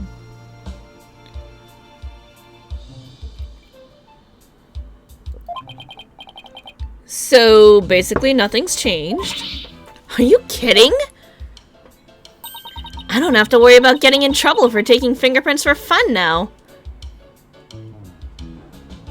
Fun. It's positively life-changing. I can take all the fingerprints I want. Are you sure you're allowed to do that? Sure, I'm sure. I've been collecting all the prints I've taken into a personal database. Now hold out your hands. I need to get your prints too. Just promise me you won't use them for evil? I can't believe she took my prints too, Apollo. Alright, let's talk about this prosecutor. Chief Prosecutor Edgeworth has been reorganizing the prosecutor's office lately. As a part of that effort, he's gotten rid of a lot of corrupt prosecutors. So the prosecutor's office is looking pretty empty these days. And that's how a foreign prosecutor got assigned to the case? That's part of it, yes. We were short on prosecutors, and this guy just happened to be visiting. And what's the purpose of his visit? Well, some insurgents from the kingdom of Kurain are thought to be hiding out here.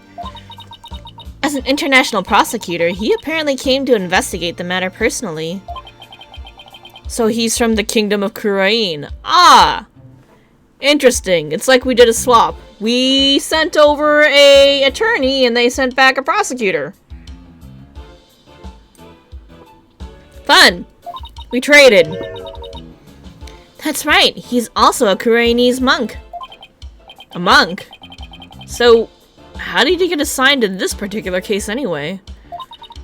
It seems he's very devoted to furthering his studies as a prosecutor. He wanted to learn how crime scenes are investigated here, so he just showed up.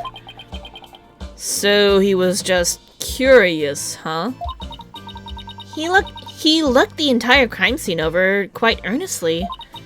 And just as everybody else was ready to call it a case of involuntary manslaughter...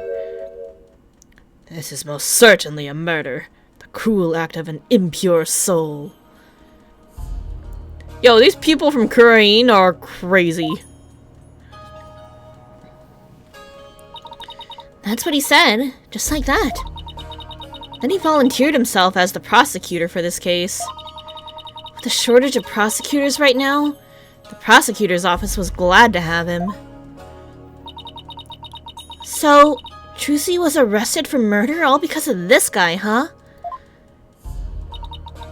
I have to say, he's definitely not your typical prosecutor. He says court is where a victim receives their last rites. Where the truth is revealed, the criminal is judged, and the victim's soul sees salvation. Receiving last rites in a court allows the victim to finally rest in peace, or so he claims. Okay, that's actually not a bad thought.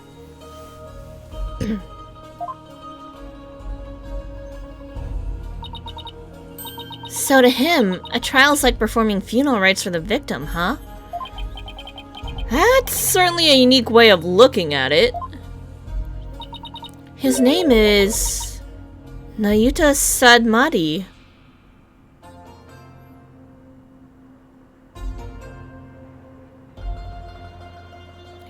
I'm trying to think if there's a pun there. It'll come to me eventually.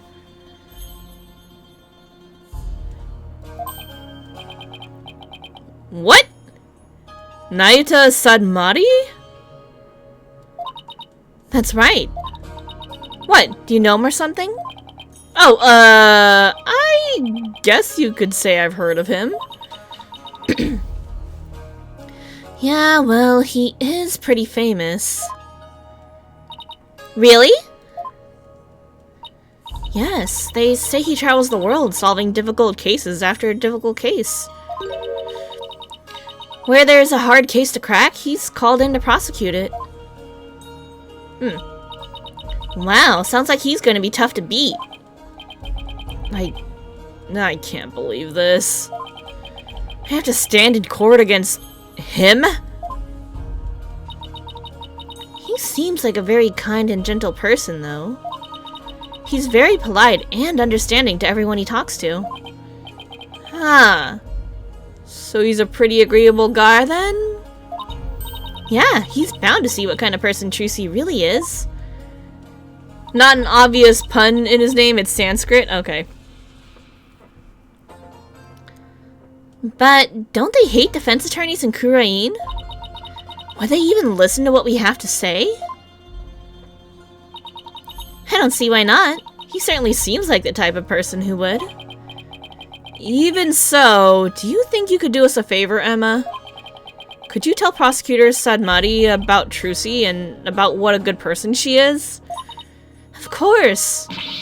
Leave it to me. I'll make him understand there's no way Trucy could have committed murder.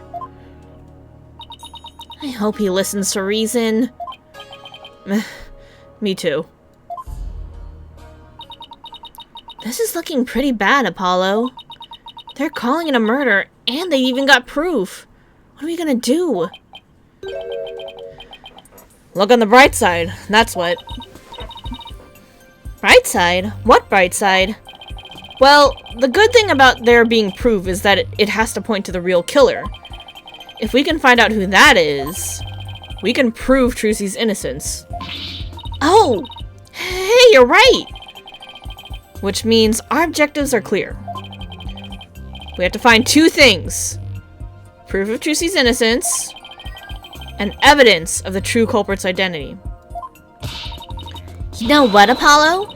You're starting to give me a glimmer of hope. And that means there's only one thing to do. Emma, would it be alright if we investigate the scene? If I said no, you'd just do it behind my back anyway, right?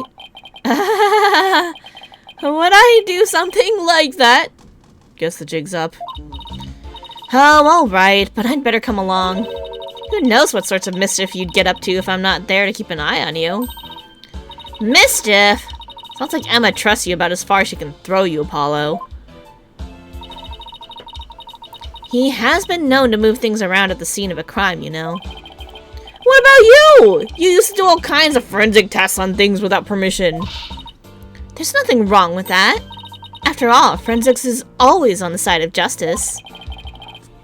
How is that even remotely fair? My name is Justice.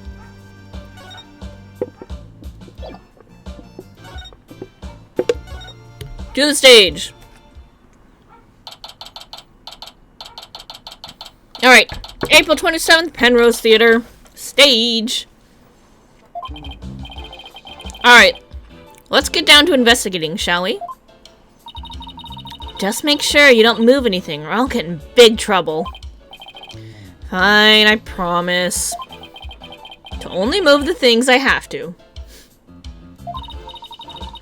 Well, I have my own investigation to conduct, but let me know if you need anything. It's been a while since we've done any investigating. Well, what are we waiting for? Let's dive right in. You do remember how to do this, right? If you don't, I can give you a quick rundown. Should I have Athena give me the rundown? I think we're okay. 6 games? I think we're okay. Don't worry about me. I've got it all locked away in the vault up here. Good. And I'm sure it'll all come back to me too as we go along. Wait. Wasn't it you who just offered to give me a rundown? Athena. Drag him! This is what they call a set piece. It's a piece of the onstage scenery. It suddenly fell down after the body was revealed, if I remember correctly. Just as the brave heroine screams, the spell on the dragon breaks. Losing its wings, the dragon falls to the ground. That moment marked the collapse of Trucy's magical kingdom. Magic, huh? Yeah, sure. The timing was so perfect, I'd be gently surprised if it was magic.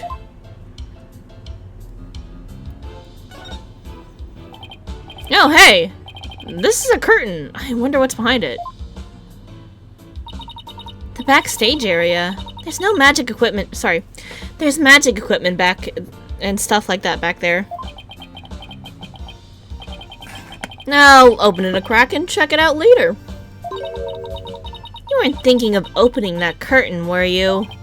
Who, me? Ha ha! Would I ever do a thing like that? Rats, guess I'll have to ask her to open it for me later.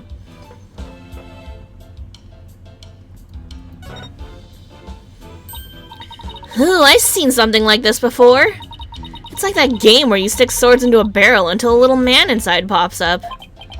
Huh.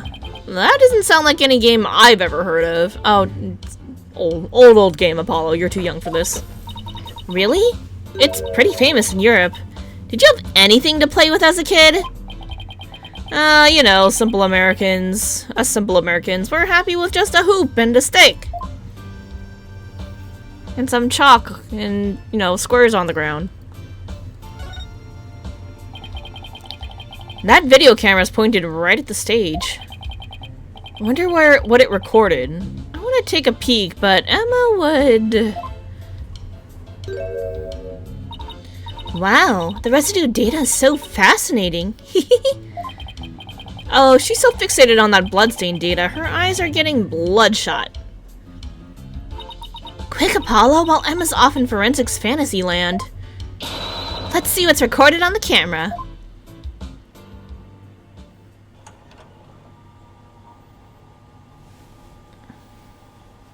Blows the kiss at Mr. Hat. Mr. Hat goes, "Vroom."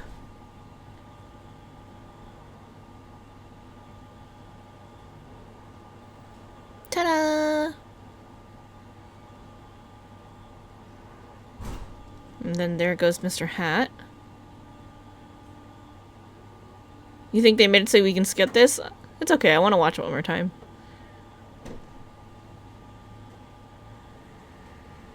Okay. Stab!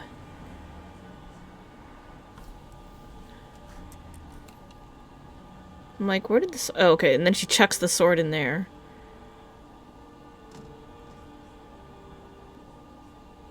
She chucked the sword in the bin behind. And then body. And then she runs off. And then the dragon falls. Okay. It's the same video we saw on TV where you can't see the body at all. Apollo, did you notice a strange shadow in that footage? Yep, twice. No? Why? I don't think it was my imagination, but I'm pretty sure I saw something. Strange shadow, huh? I wonder what it was.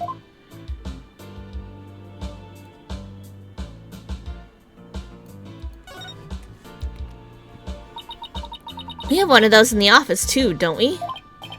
Yeah, that poor magic prop we use as a shelving unit. I'd kinda like to see Trucy perform this trick sometime. Well, we both know you'd be the one in the box if she ever did. I feel bad for the prop, but... it can stay a shelving unit in that case!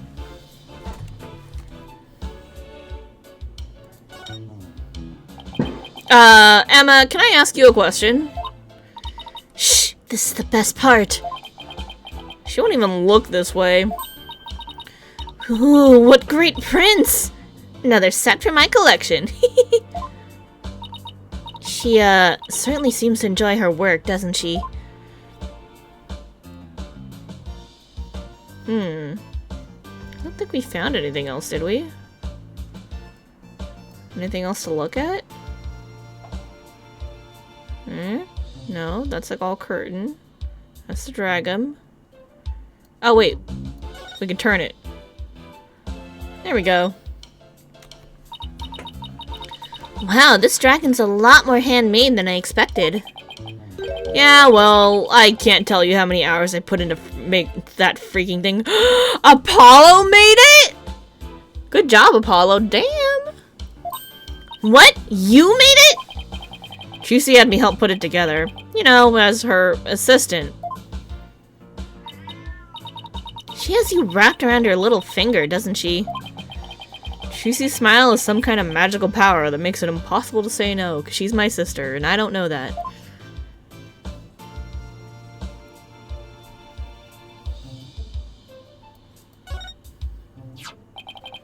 There's a sword here.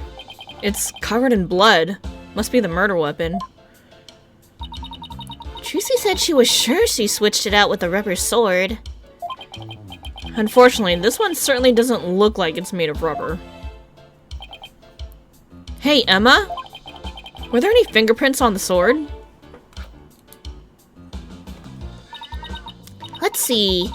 According to my data, no prints were found. But that could be because the culprit wiped them off. Come to think of it, Trucy was wearing gloves during the show.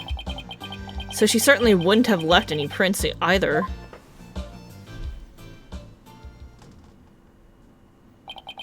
Something isn't right. It just doesn't make any sense. What's the matter, Apollo? You're making that weird thinking face again. How did what should have been a rubber sword get switched with a metal one? Plus, the timing of that dragon set piece falling down? Wasn't that just a little too convenient? Something just isn't sitting right. Ground control to Major Apollo! Can you hear me, Major Apollo? Athena! I think I've got it. I think somebody switched Trucy's rubber sword for the metal one. Huh? To pin the murder on her. Someone switched the swords? But when could they have done that? When everyone was too busy to notice. Somebody could have switched Trucy's rubber sword with a metal one.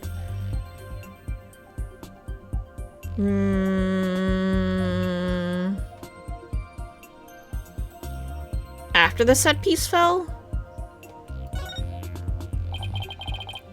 After the set piece fell, everybody in the audience was kicked out of the theater. In the ensuing chaos, somebody could have carried out a cover-up operation. Any one of the stagehands or show personnel could have done it before the police arrived. So what you're saying is... somebody's actively trying to frame Trucy for the crime?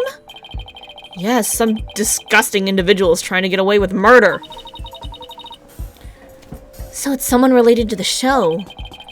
There's definitely a very high chance of that. Now if we could just figure out who it is. Not done looking. So this is the coffin the dead body appeared from. I actually haven't examined that yet. Would you mind giving me a hand? No sweat! Trucy's... oh, sorry. Wrong voice. Trucy said the coffin was supposed to be empty when she stabbed it. So, how did the victim even get in there? I bet there's a secret door or something. It sure is an oddly shaped thing, isn't it? Who knew it could unfold into something like this? Well, I heard that since it's used for magic tricks, the left and right panels are made to be interchangeable. Oh, that's interesting. How that helps with magic tricks, though, I have no idea. I'm sure they make use of it in some way we can't even imagine. Wait a minute. It looks like the bottom of this coffin opens up too. Ooh, a secret door! Let's try opening it. And there's our secret hatch. Oh, look at that. It seems to lead to some place. Oh, it seems to lead to some place under the stage. That's right. It goes to the understage passage. It's pitch black down there. Hold on, I think I see something glowing faintly. It's hard to make anything out from up here. If you try to go down there, the magicians will get mad at you. Apparently, there are things down there that will give away the secrets behind their tricks.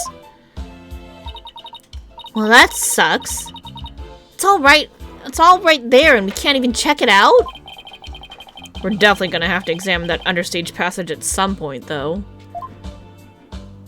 That is for sure. Hello, look! There's a secret door in the back panel of the coffin. Do you think Mr. Ryus could have entered the coffin through there? If he could have done it without Trucy noticing, then maybe.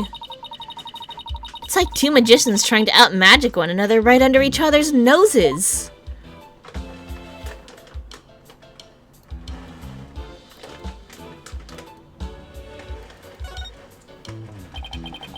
A white outline, huh? So this is where the body was.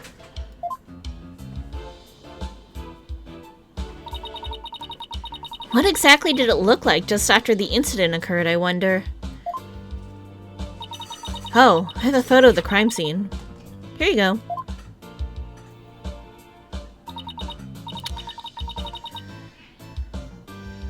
He was stabbed in the back.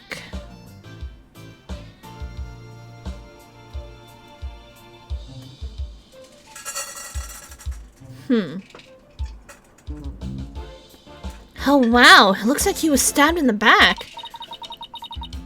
Yes, that's definitely what killed him. What's the thing around his waist?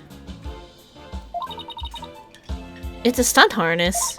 A stunt wire can be attached to it so the person can float and fly through the air. Come to think of it, he did fly in Act 1, didn't he? Crime photo added. The body that appeared in the coffin, there is a harness around his waist for a stunt wire.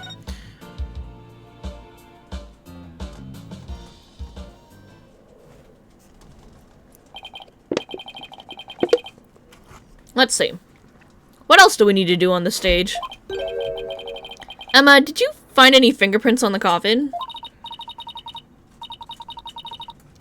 Actually, I haven't checked yet. I was gonna do that at the end. I like to save the best for last. We aren't exactly talking about dessert here. Yo, we love desserts in this channel, though. Oh, but we are? Oh, but we are! Would you like to partake in my delicious dessert? I don't mind sharing. You got a dip? Alright, have a good night, Dr. Lupin. See you later. Oh, yes, please. There's always room for dessert, right? Alright, I guess I'll join you two. So, could you show us how you check for prints, Emma? Sure. Let's start with the basics. As you know, fingerprints are an excellent way of identifying someone. That's because no two people have the same set of fingerprints, not even twins. So if we find any prints on the coffin, they might lead us to the killer. If the culprit was dumb enough to leave prints behind, sure. Let's go ahead and dust for prints now. Let's see. This looks like a promising spot. Try dusting the area with fingerprint powder. Keep tapping the screen until the powder covers the surface thoroughly. When you're done, tap below to get rid of the excess powder. The powder is in this bottle is all we have to work with. If you run out, try blowing on the area. Any excess powder will be returned to the bottle. Alright, I think I'm ready to give it a try.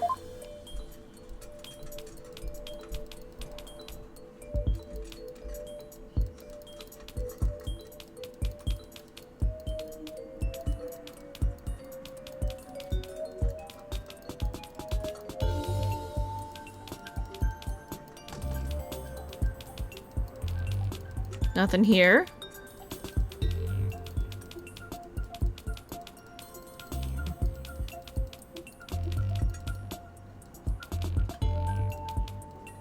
I don't see shit on this panel.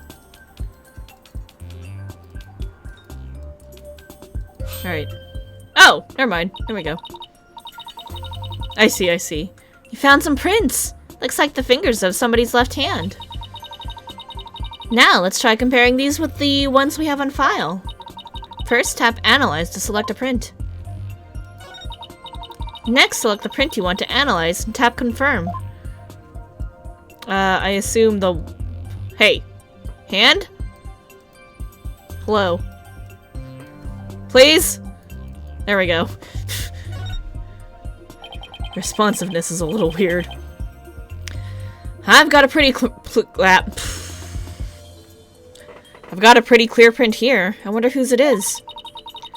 I have the prints of everyone involved in the case right here. Just choose the person whose prints you'd like to compare the sample against. Well, the last person who was in the coffin was... Mr. Reuse.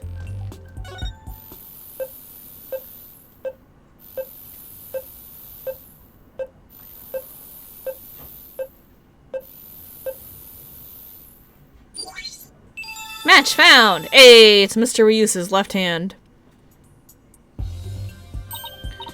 Bingo. Looks like the print belongs to the deceased, Mr. Reuse. Well, if we found prints here, maybe we can find them elsewhere on the coffin too.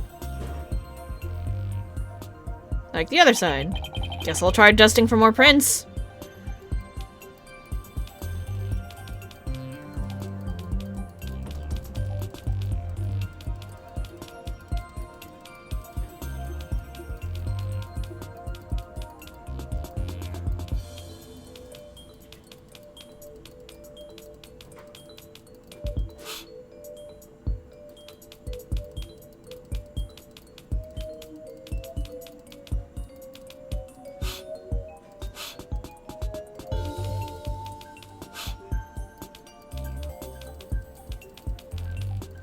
How clear do you want me to make these?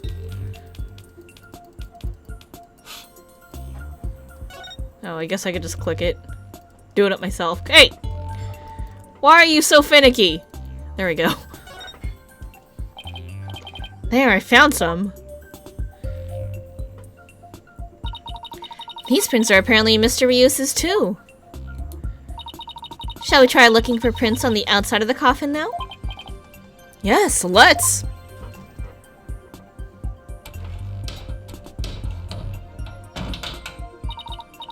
This time, you'll be able to rotate the coffin and look at it from different angles. That'll give you a chance to examine it thoroughly. You can swipe the main screen to turn the coffin in any which way you like. And use the mini navigation window in the top right to jump right to where the action is. If you ever get stuck or confused, you can always tap reset. Okay, and if I find any prints, I'll choose one to run against your data, just like before.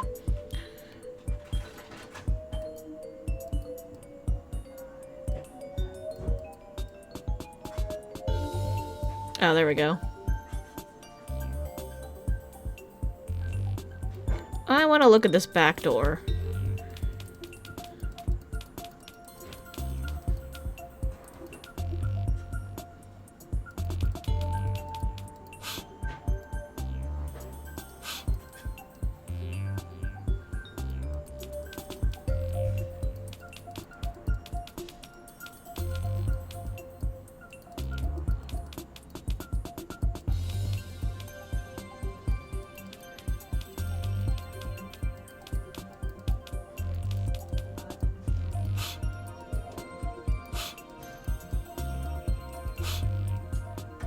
Recollect all my powder. Alright, nothing there.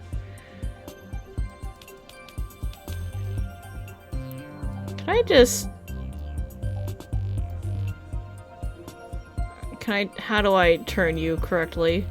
There we go. Guess there's nothing on the back door.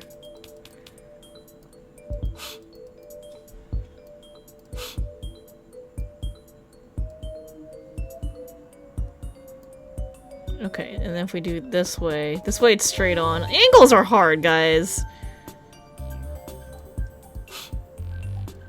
Maybe we want to look at the bottom. Like down here at the hatch.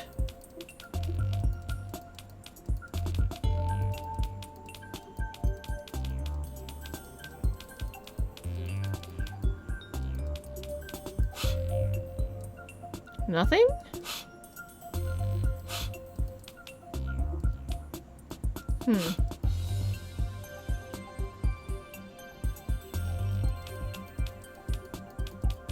Interesting.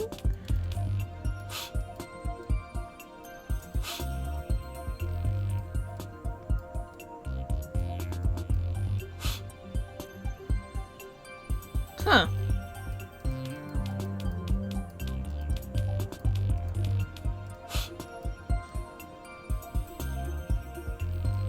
I have a feeling it's probably going to be on the other top panels. Yep. So like up here, maybe?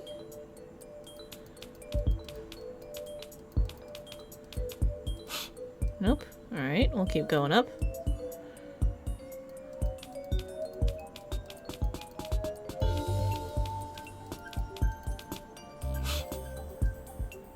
Oh, what the hell's this?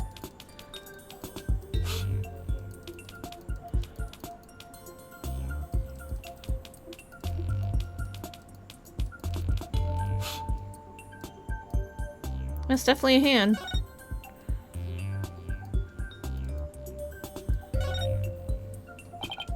There, I got a print. Alright, I'll just check it against my data. Huh, that's funny. It doesn't match the prints of anyone involved in this case.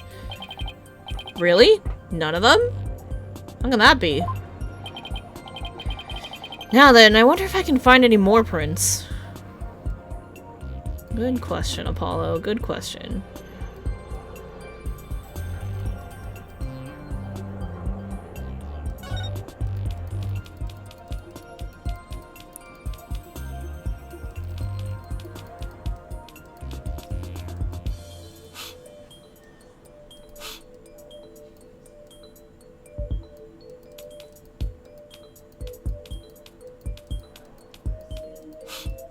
Nothing there. I'm a little surprised we didn't find anything downstairs, but I guess they do wear gloves.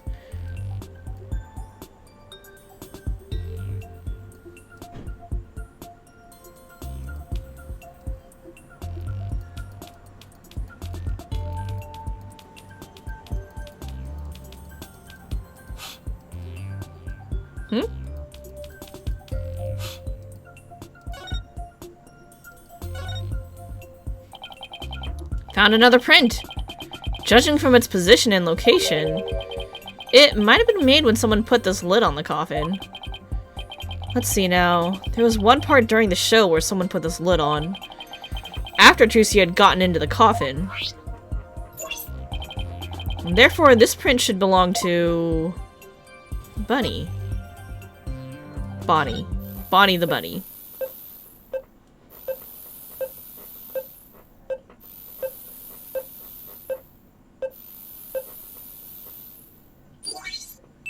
Match found. Looks like the print belongs to that bunny girl. Come to think of it, she did put the lid on the coffin during the show. That's probably when she left her print on the lid.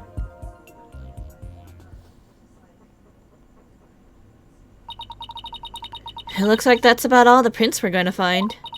To sum everything up, the prints we found belong to the victim, Mr. Ryus, the bunny assistant, Bonnie, and some third unidentified person. And that's strange. We didn't see anybody else up there on the stage during the show. Does this mean some outsider was up there? Somebody unrelated to the show? I guess we can't really say at this point. Well, thank goodness we didn't find any Trucy's fingerprints, right? But that's only because Trucy was wearing gloves, so... Hey, Emma, there's something that's been bothering me about the prints. Don't you think there's something odd about Mr. Ryus's prints? Odd? What about them? Well, if Mr. Ryus was standing in the coffin facing forward, he would have left prints like this, right? But when we look at the actual prints... Oh! They're facing backwards. It doesn't make a whole lot of sense. Hey, what do you know? You're right. I wonder how they wound up like that. Maybe he was accidentally facing the wrong way at first, but then turned around later? I don't think there's room to turn around in there, Athena. No, the coffin's much too small for a guy his size to turn around in. About all he would have been able to manage is maybe a little bit of twisting. Then it really doesn't make any sense, does it? I think I might have hit on something major here. Oh, I have just one more question, Emma. Oh, yeah? What is it? Mr. Ryus was stabbed in the back, right? But if he was standing in the coffin like this, how would that have worked? Oh, right, that. The lead prosecutor has an explanation, actually. He thought that the victim might have tried to dodge the sword as it came into the coffin. So maybe he twisted his body and the sword ended up stabbing him in the back. That's his theory, anyway. I see. I guess that sounds plausible. Fingerprinting results, in addition to prints from the victim and Bonnie, a set of unknown fingerprints were found on top. Well, I guess that about wraps up our investigation of the stage. Actually, there's still the area behind that curtain. Don't you want to know what's back there? Sure do, but Emma told us not to move or touch anything, remember?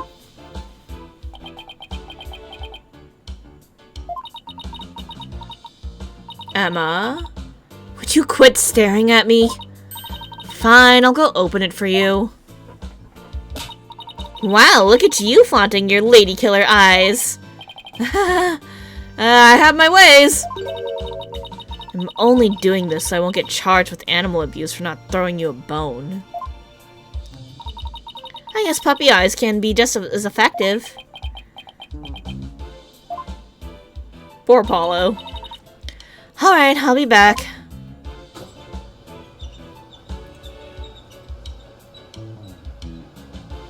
Yeah, look, a guillotine. What are those white dots? Well, go on and investigate to your heart's content. But before you go moving anything... I know. We'll be sure to ask first. Oh, by the way...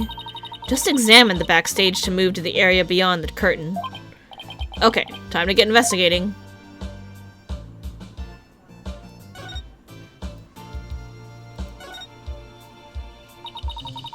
Seeing the stage this way kind of breaks the illusion, doesn't it? It goes to show that some things are better left unseen. Ooh, listen to you, sounding all grown up and stuff. Don't worry, I'm sure you'll have some cynical one-liners of your own someday. Oh boy, I can't wait. Anyway, on to more pressing matters. Let's go examine the backstage area.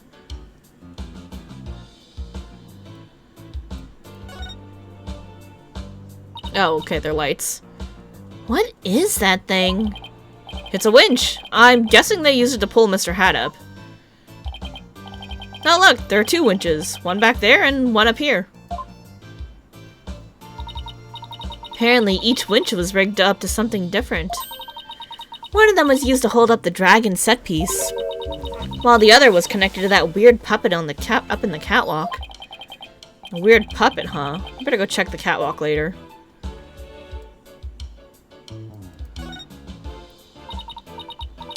A dustpan, a broom, and a bucket. Guess they use these to keep the stage tidy. But why does the dustpan have a hole in it through which the broom is going right now? Like, that's kind of weird. I doubt that's what this bucket is for, though. See how it says fire on it? Oh, I guess it's a fire bucket then. Yes, I heard the theater owner went out and bought that just for the show. When he heard there was going to be a fire trick, he flew to the store to get it. But can a little bucket like this really put out a raging fire? I'm guessing the owner thought it could. But it doesn't look like it's been used. In fact, the inside is caked with dust. What was the point of even buying the bucket then? Wait a minute. That means nobody actually prepared for the fire trick after all. Huh. I have a feeling this might be an important bit of information.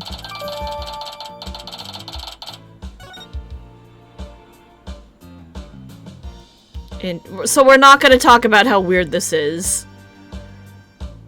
How the dustpan is... How the broom is going through the dustpan. We're just not going to talk about it.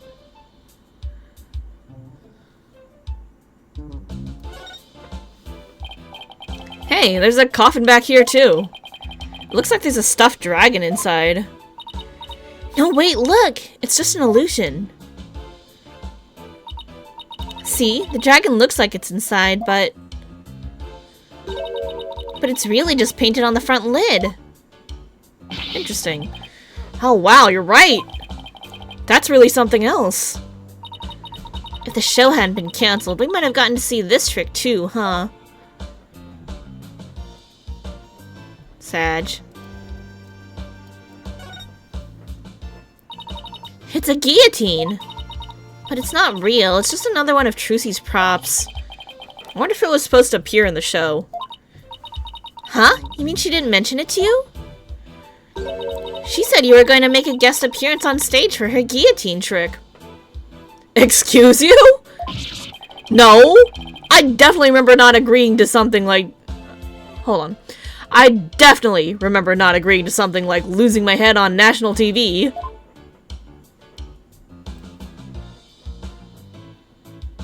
Understage? Ooh. There's a sign here that says understage.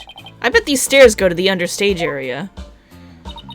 Trucy told me she and her fellow magicians call it the Abyss. I wonder why.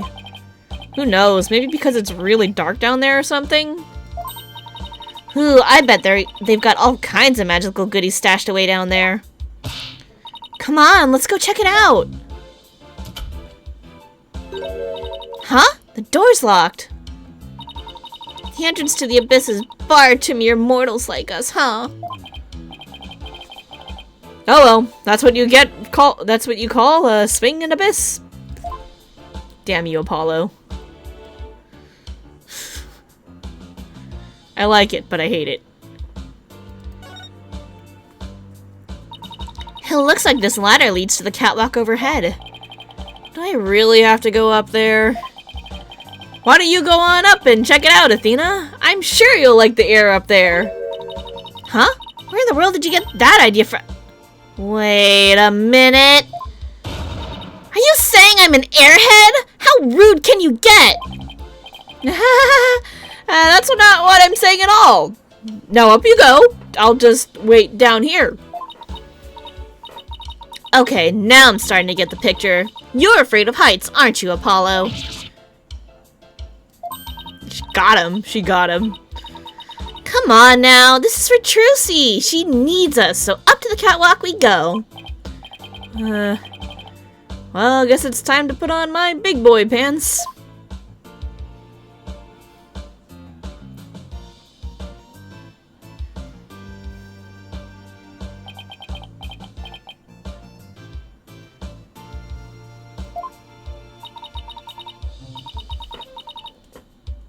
Are you alright, Apollo? You're white as a sheet.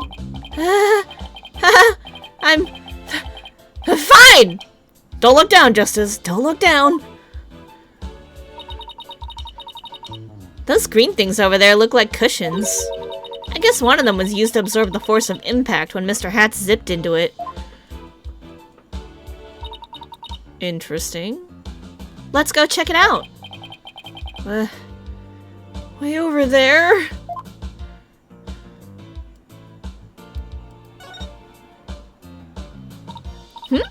What's that?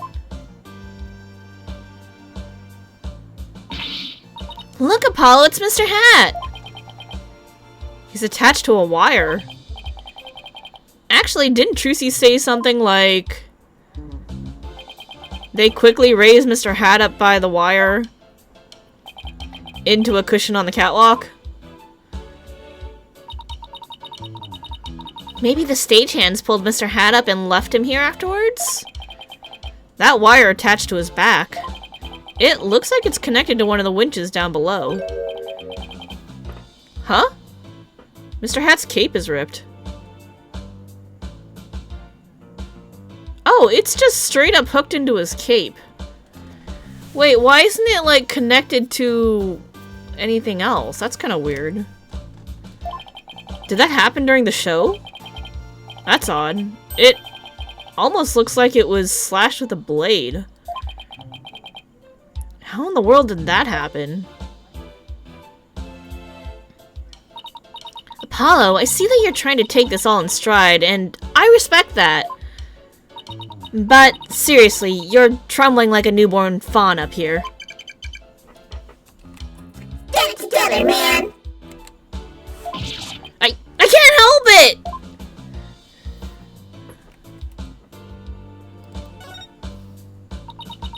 These set pieces look like a rabbit and a moon.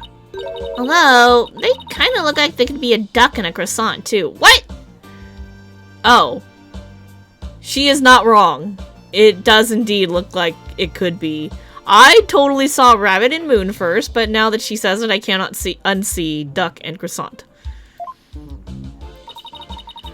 What do they look like to you, Apollo? The Grim Reaper and a guy falling to his death.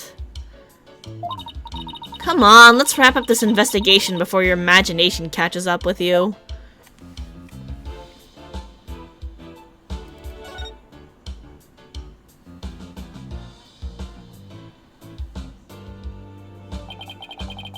It looks like Mr. Hat is rigged up to this smaller pulley. Let's see. How did it go? After being blown a kiss, Mr. Hat goes wild, and just as he's about to stab the coffin, he gets pulled up to the catwalk. And the smokescreen was to hide his ascent from the audience's view.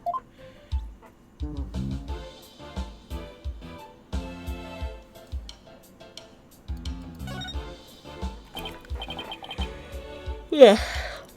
Wow, that's a big pulley.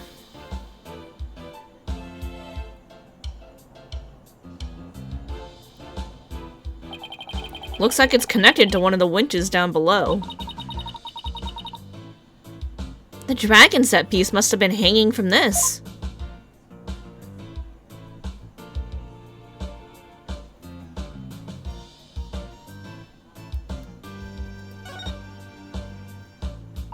Hey, look! There are cushions attached to the underside. Well, what are you standing way over there for? Come on out, come on over and look. You're not gonna try and push me off, are you?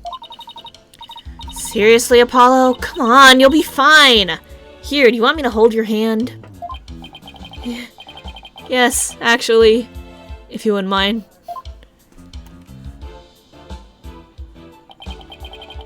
Looks like you're right, and Trucy mentioned something about this, didn't she? That a cushion was supposed to absorb the force of impact when Mr. Hat was pulled up? Well, I think that about does it for the catwalk. Do you think we missed any? Nope! Uh-huh! Didn't miss a single thing! We're all done here, yes sirree! I take it you're ready to go down? Yeah, I think we'd better. I feel a faint spell coming on. Oh, brother. You don't need me to hold your hand again, do you?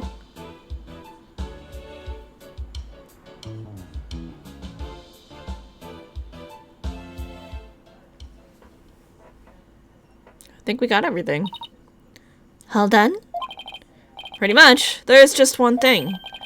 The door to the understage passage was locked. Any way we can get down there? That place? They locked it up as soon as we police finished our investigation down there. If you want to check it out, you'll have to ask a magician. Well, Trucy's at the detention center, so she can't help us. I guess we'll have to look for somebody else from the show. Okay, and I'd better get back to my own investigation. See you around. It's too bad about the understage area, but at least we learned a few things. Yeah, like one of your greatest fears. I wasn't talking about that. I meant how all the behind-the-scenes stuff is set up. Let's see. We found out there are 2 winches backstage.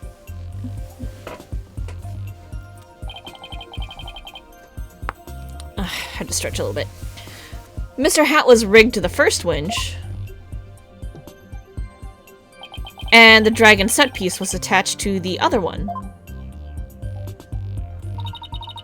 And both of them were used during the show. Right after the body was discovered, the dragon set piece fell to the stage. And in the chaos that ensued, the culprit could have switched the rubber sword with the real one. So it looks like the best way to prove Trucy's innocence is to identify the real killer.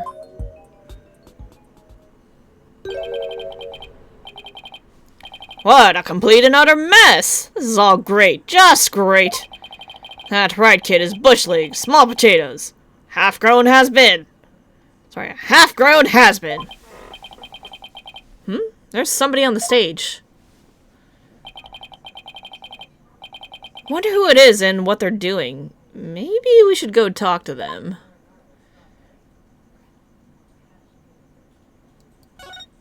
I guess we'll examine him.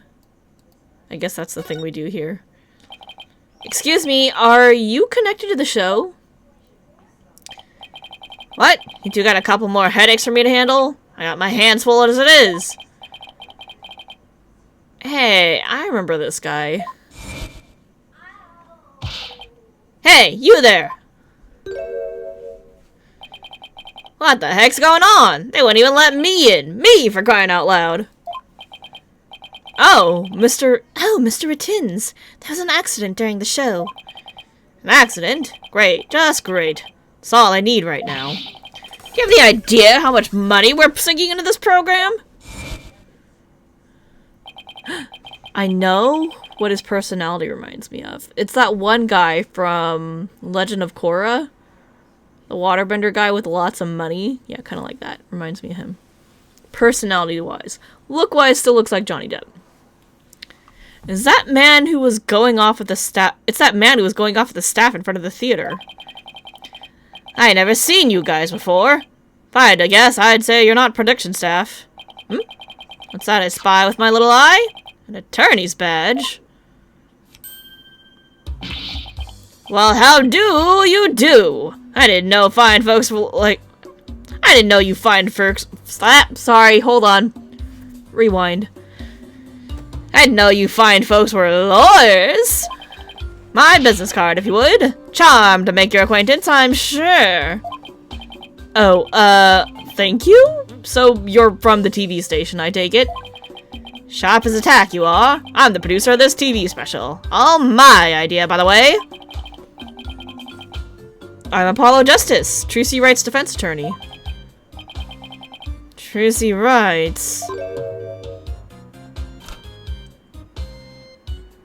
Why do you just have, like, shit tons of hundos in your pocket? Well, ain't that a kick in the head? How about you open up with that tidbit next time, champ? Okay, what happened to the schmoozy magoo bit? I'm Roger Ratins. Hold the applause, and no autographs, kids. I'm on the clock.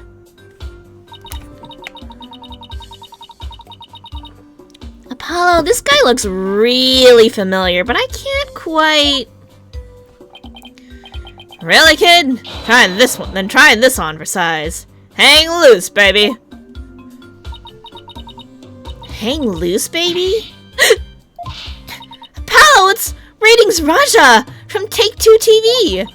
He's huge, crazy huge, like a real famous producer.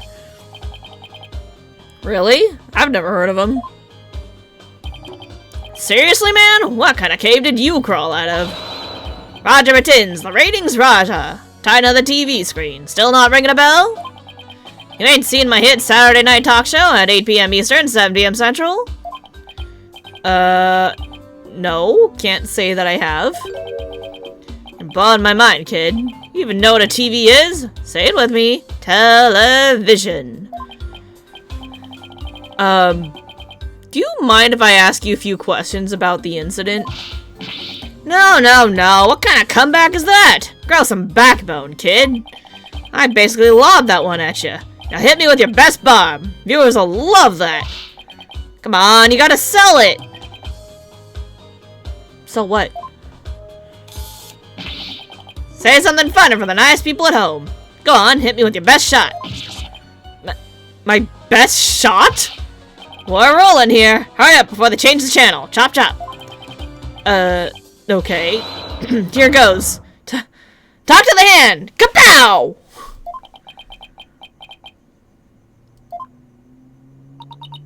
Kapow?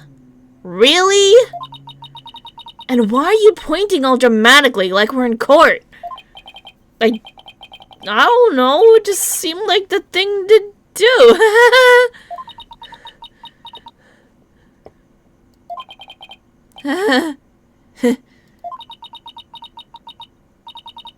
Apollo? Oof. That's going in the cringe reel for sure. I think we can all agree that was a mistake.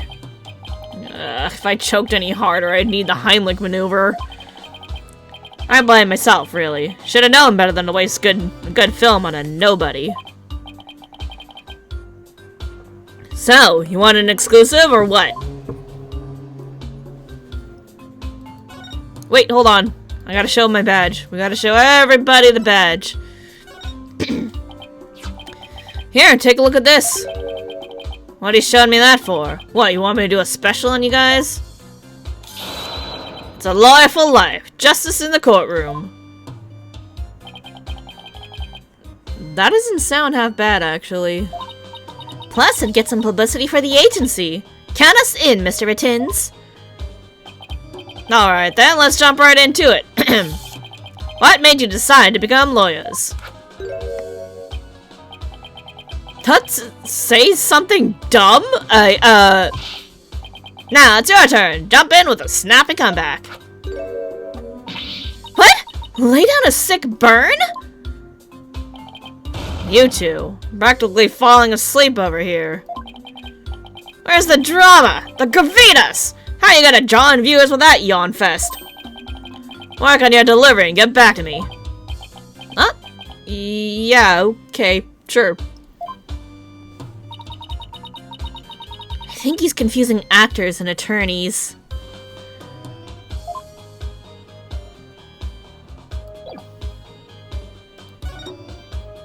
Alright, let's talk about you, Mr. Roger Rettins.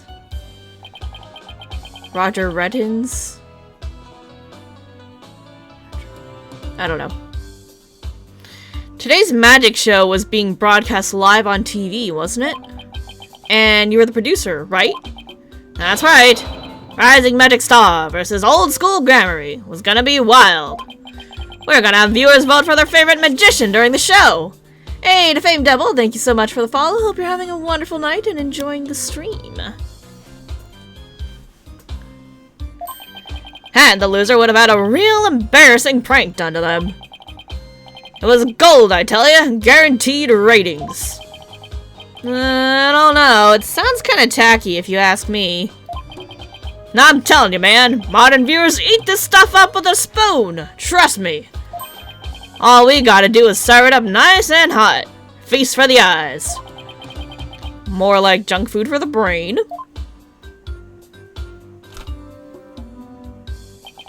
But that little brat had to go and ruin everything with that accident of hers.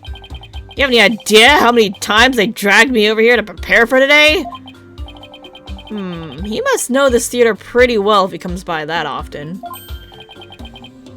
Oh, that gives me an idea. How about this? Mad mindscape of a magical murderess. Closest comrades come clean. Tell me, has Trucy always shown signs of being unhinged? When could you tell she was about ready to snap? This guy's cruising for a bruising, Apollo. As long as you don't get caught on camera. Truth be told, I'm not surprised about the way things turned out. Magicians are pretty much the dregs of society, am I right? Retinez? You think it's pronounced Retinez. Roger Retinez.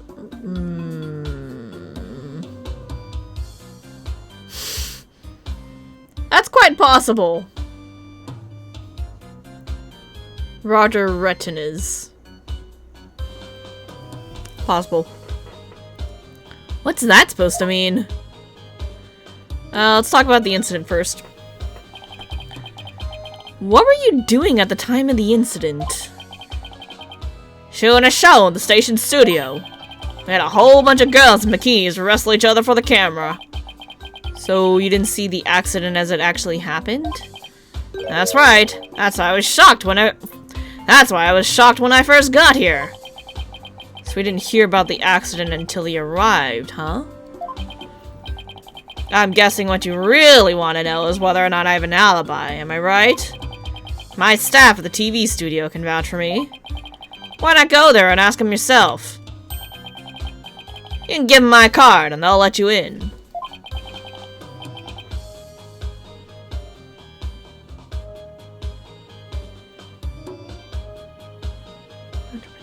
I don't know. So you have an alibi, huh? Good to know. I'm still thinking about his name.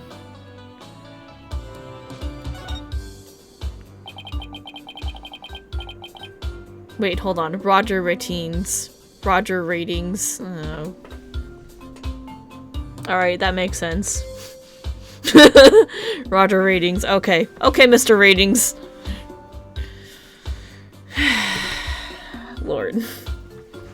Magicians are all a bunch of good-for-nothings, if you ask me.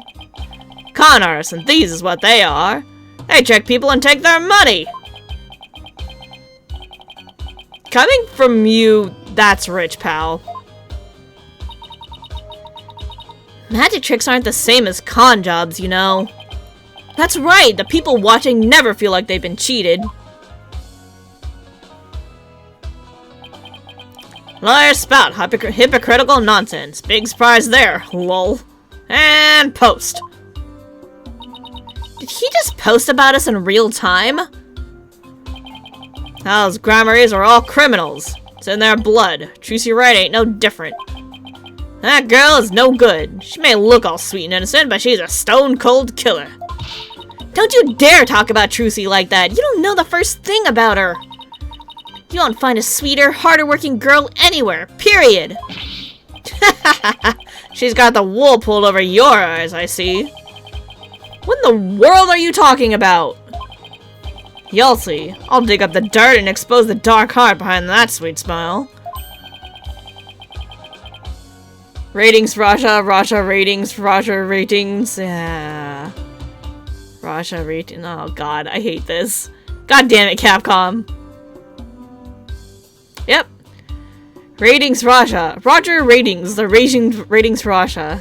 Thanks for that, Capcom. Thanks. I'll prove those grammar magicians are all a bunch of lowlifes. Does he have a grudge against Trucy, or maybe against all of Troop Grammary?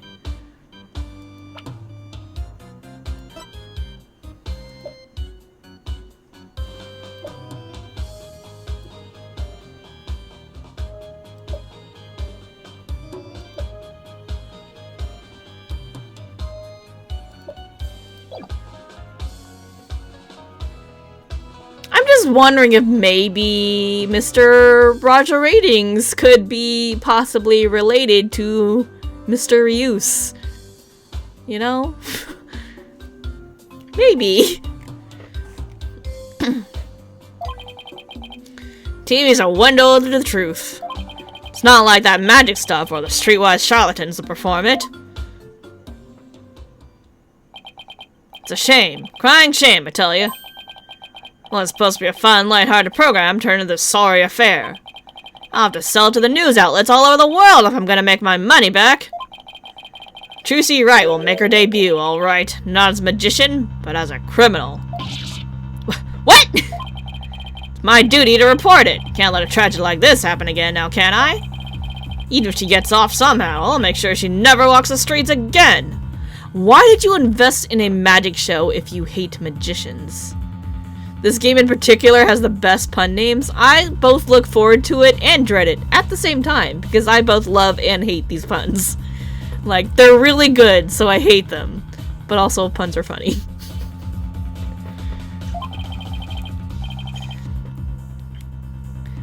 We won't let that happen. We won't let you do that to her. We're gonna prove her innocence in court. Huh. Listen to you acting all high and mighty. Yeah, just another money grubber. I know how you lawyers do things. You'll stop at nothing to win. I beg your pardon? If you win your trials, you get If you win your trials, you get fat stacks, right? Is money really all you care about? What's with him, Apollo? Why won't he listen? Enough about you. I'm all about going after Trucy now. I don't stop until she's behind bars. That's how we in the media dish out justice. Before you even get to court, my expose is gonna take you down. Not if I have anything to say about it.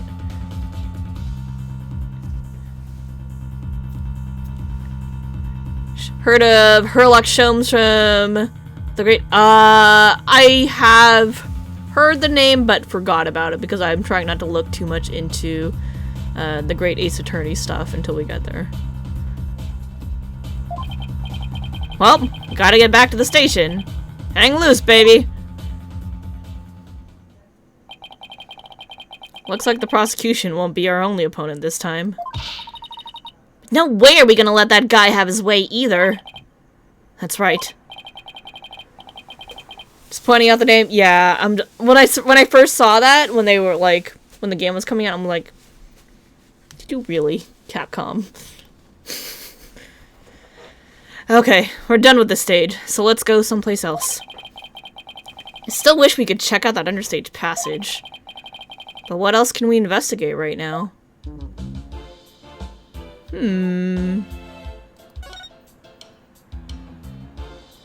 mean, we've already poked around the dressing room.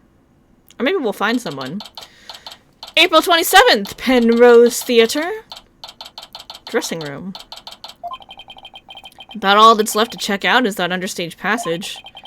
I'll have to try to get one of the staff members to unlock the door. Convenient timing of a staff member? Someone just came into the dressing room. Oh, it's you people again. You came back. Huh?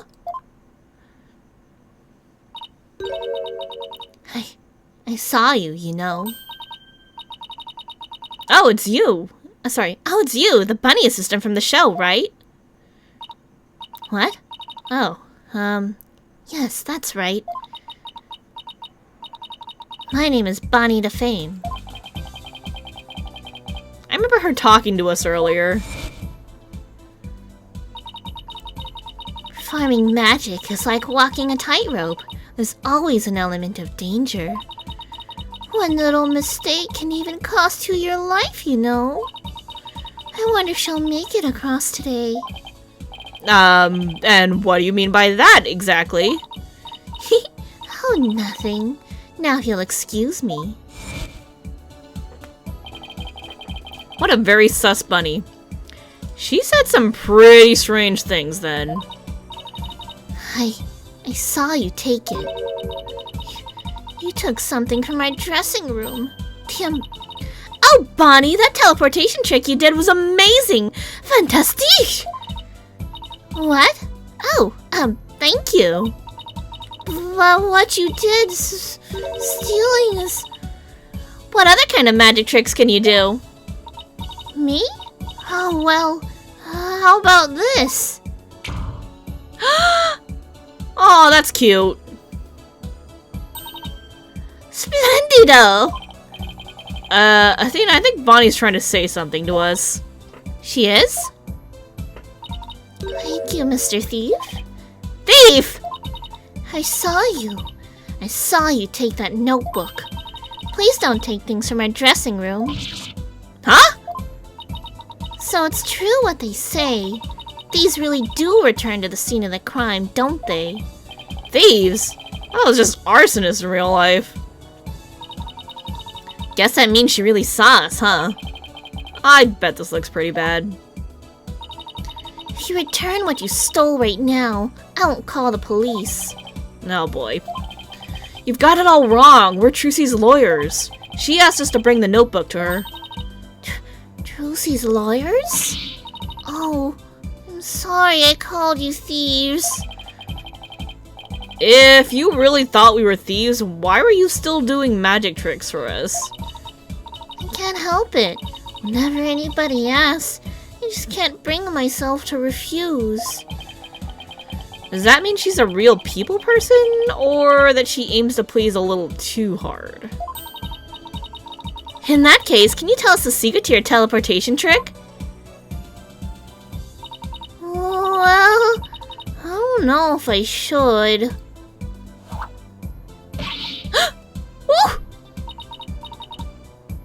And I feel a little bad from her. She's a little clumsy. If I keep up the pressure, she might just tell us. I've been dying to know. Leave the poor girl alone, Athena. Are you investigating the case? Yeah, that's right. I'm Trucy's biggest fan. I just love her to bits. I'd do anything to help her. We appreciate that. In that case, would you mind if we asked you a few questions? Okay, first, we gotta show her the attorney's badge because we show it to everybody. I'm sorry, I accused you of stealing earlier. Did you think we were some random fans who had snuck into your dressing room? No, your flashy red and yellow get-ups had me thinking you're some new comedy duo.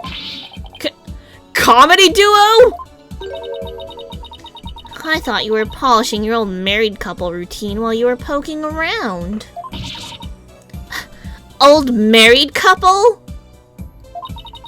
Is that really how other people see us? I guess I'd better keep my badge handy at all times.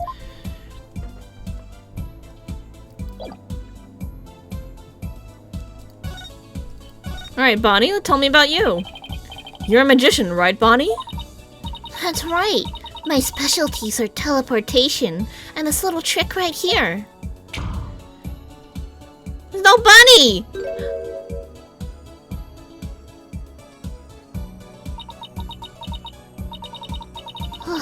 Looks like Mr. Bunny's in a bad mood right now. Did he run off earlier? Or that she messed up? You said you were a big fan of Trucy's, right? Oh yes, I look up to her more than anyone else in the world. What about her makes you respect her so much? She's just so incredible. Not only is she extremely talented, but she's so cool under pressure and always manages to keep a smile on her face. In spite of all that talent, she still works harder than anybody I know.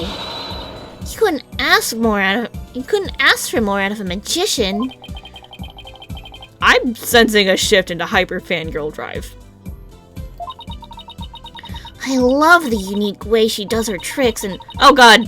Especially the magic panties trick, which is both cute and comical, and the first time she saw her do the trick, she was so impressed and so moved, and she's gone to the show.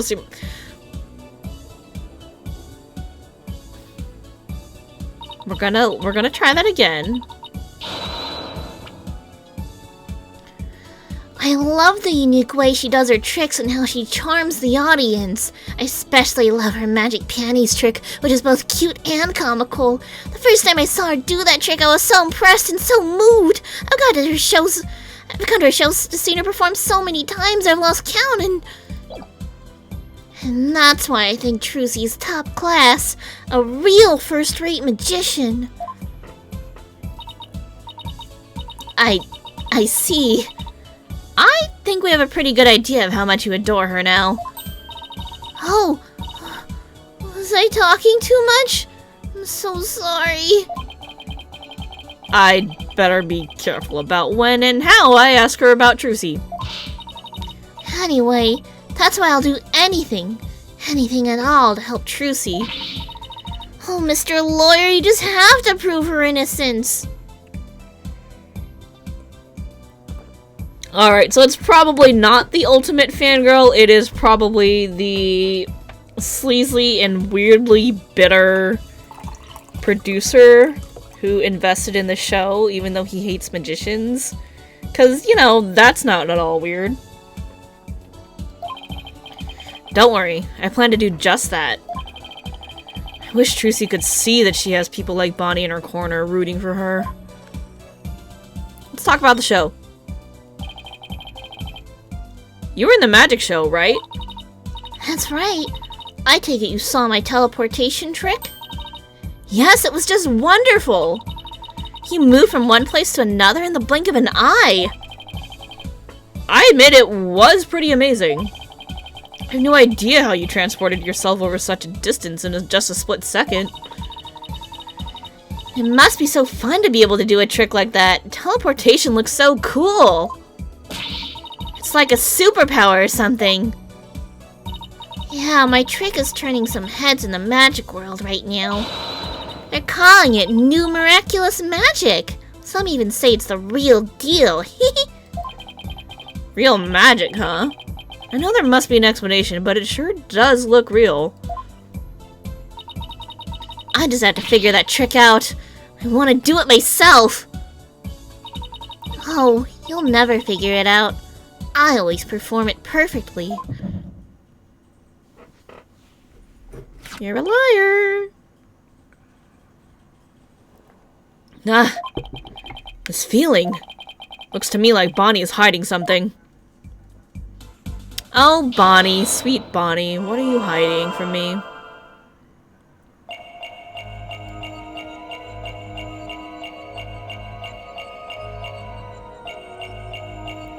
I'm pretty sure it's on I always perform it perfectly.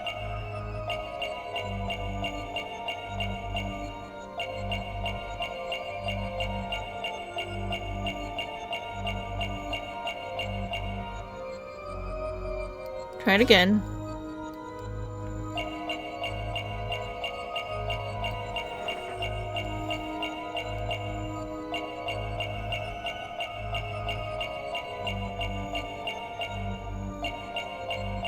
You always perform it perfectly.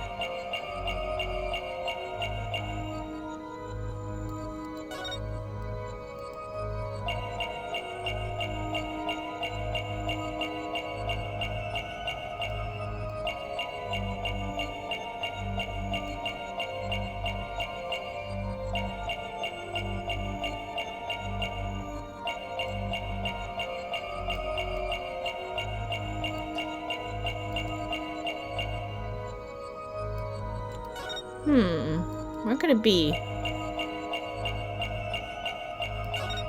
Oh crap. Nope.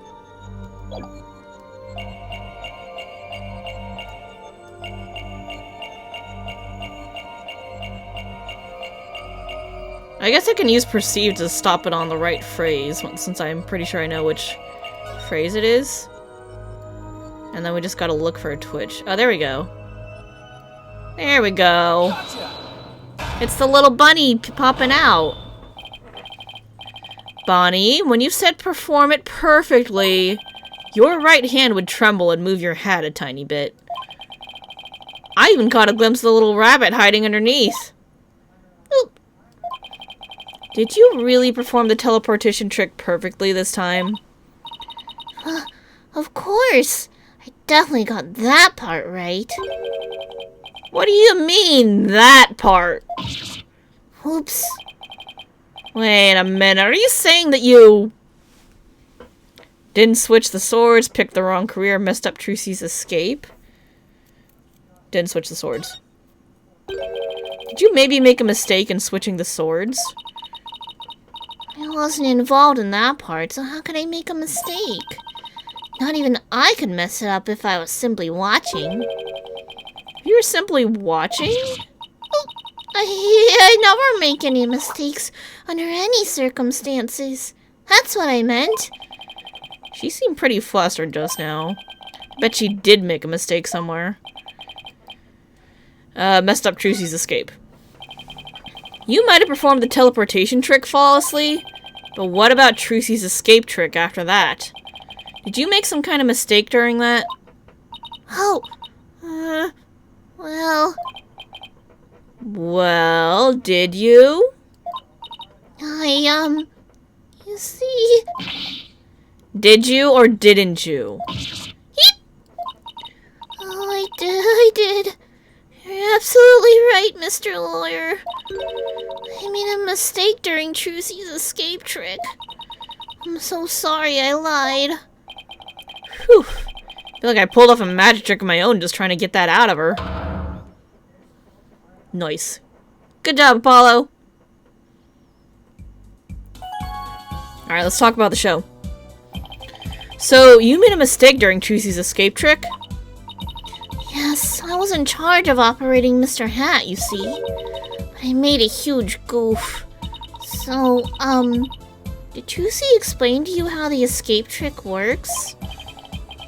Yeah, she knew we'd need to know for our investigation, so she shared the secret. Let's see. After Trucy escaped from the coffin down into the underground passage, Mr. Hat was to be pulled up to the catwalk by a winch. Trucy would then pop up on stage through a trapdoor. I was operating Mr. Hat at the time, but I flubbed up where I was supposed to have him stand.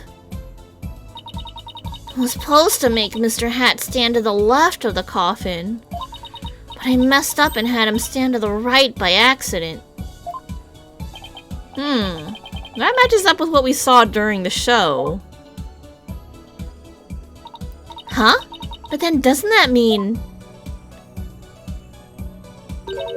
Trucy would have ended up popping up on the side opposite of Mr. Hat? Oh wait, sorry, wrong voice. Trucy would have ended up popping up on the side opposite to Mr. Hat? Yeah, she would have if she hadn't done some quick thinking on her feet. She managed to pop up on the right-hand side of the coffin for me. So the audience never even knew a mistake had been made. Way to go, Trucy! But my mistake caused her so much trouble. I think I'd better ask Trucy about this later, too. Oh, by the way, we'd like to investigate the interstage passage. Would that be alright? Oh yes, by all means. Anything to help prove Miss Trucy's innocence. I'll unlock it for you. Hey, there you are. You got a minute? Oh, it's him. Oh, Mr. Raidens. Raytins, yeah. Oh, Mr. Raidens. Yeah, yes, of course. Not you, Bunny. The lawyers. They're the ones I want to see. You have business with us? Why? I hear you two are from some agency, the same agency as Trucy. Is that true? Yeah, that's right. That's for you, then. Hang loose, baby. Contract between Take-Two TV, the first party, and Trucy Wright, the second party. If through the fault of the second party, the show must be cancelled in part or in full, the second party will pay $3 million as compensation to the first party? $3 million? Oh, he's scamming her. Oh, this guy's a dick. Yeah, that's more like it. That shocked reaction, that dopey expression. You'd make a great comedian. Really? I know. I'll put you on my show. We'll get one of those cartoon anvils to fall on your head. Wait a minute. Is this for one of those hidden camera prank shows? You wish! This is an official contract. See for yourselves. You're the lawyers after all. You should know one when you see one, right? Yeah, we watched her sign this. He's right. It's all signed and everything. You better make sure your agency pays what Trucy owes me. In full. You kidding me? The Right Anything agency doesn't have that kind of money. And I guess you're gonna have to go fishing for some. I can see it now. Craziest catch. The legend of the seasick lawyers. Fishing on the high seas? No thanks. Can't even swim. Objection! What kind of ridiculous, lowdown, unfair, one-sided contract is this? Hey now, there's nothing ridiculous here. It's all perfectly legit. It's got a signature on it, see?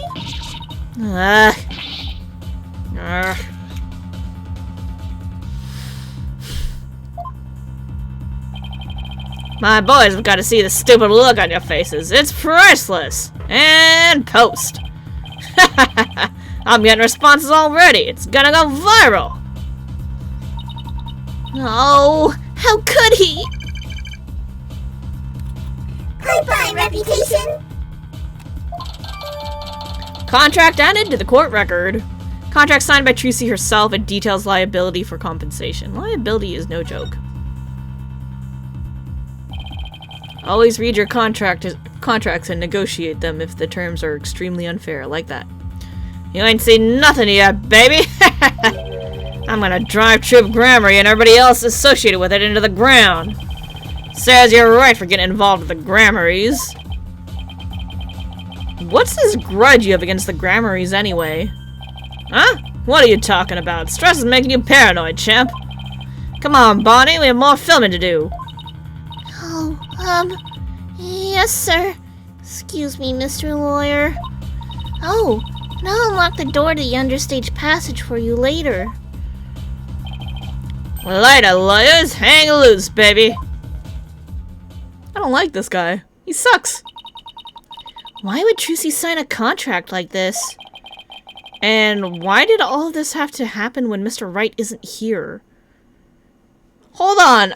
Is she allowed to sign a contract like that when she's underage? She's only 17. Wouldn't her legal guardian need to sign it? We'll have to come back for the understage later. Let's go hear Trucy's side of the story. Good thinking. We can't let you hit the high seas just yet. There must be something we can do. We can't let the ratings Raja get his way.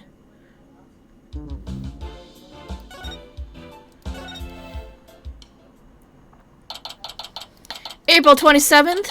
Detention Center. Visitor's room. 3, 2, 1, ta-da! Wow, you made my handcuffs disappear. How'd you do that? She's doing magic tricks for the guard. Now, should I try making you disappear next, Mr. Guard? Can you do that? Oh, yes, please. This is so exciting. We should probably stop her before there's another incident. Trucy! Oh, hi, Polly. Hi, Thena. We have more questions for you. Can you stop harassing the guard? Judging by the look on your faces, it must be about something big. Yeah, I guess you could say that. Things have gotten a little sticky. Oh, and I have to remember to give her that thing she asked for too. Alright. Yeah. We'll talk first, and then we'll give her the thing that she asked for. The contract! Trucy, do you remember this contract? Yes, I signed it before I went on stage. What about this liability for compensation article here? Liability for compensation? What are you talking about? Let me see that. What? $3 million?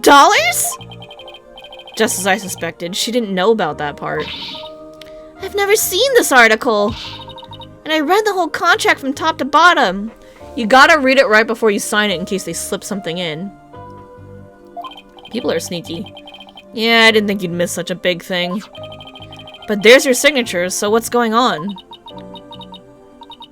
Maybe there was some kind of trick involved? You know, like when I signed it. In other words, you think there might be some foul play afoot? And I'm willing to bet that the ratings Raja is the one behind it.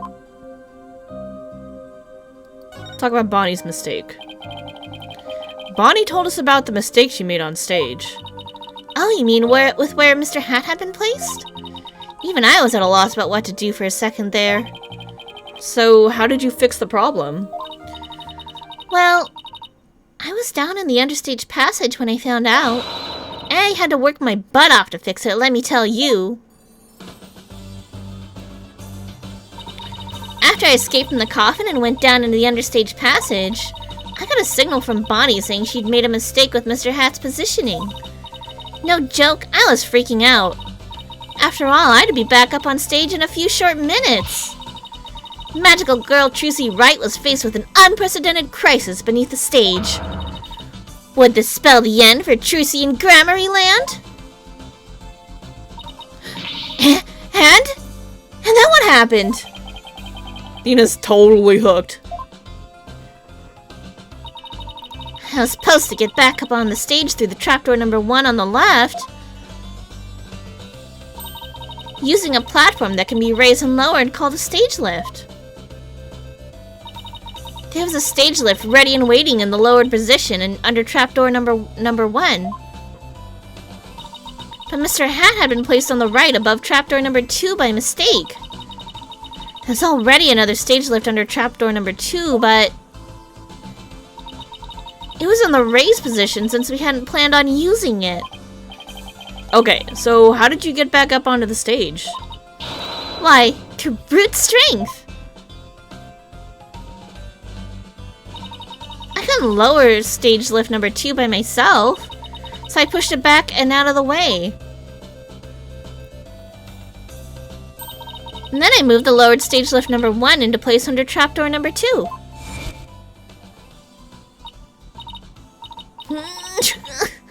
This thing's heavy. I wish I could have moved it with magic. Fortunately, my magic is useless under the stage. The understage is a dark abyss that drains magicians of all their powers.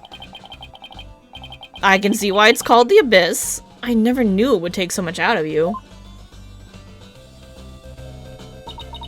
That's just how it goes in the real world. Illusions are created by the blood, sweat, and tears of those behind the scenes. Wow, I learned so much just now. Trucy, have you told anybody else about all this? Nope, nobody. It sounds like some critical information. I'd better make a note of it.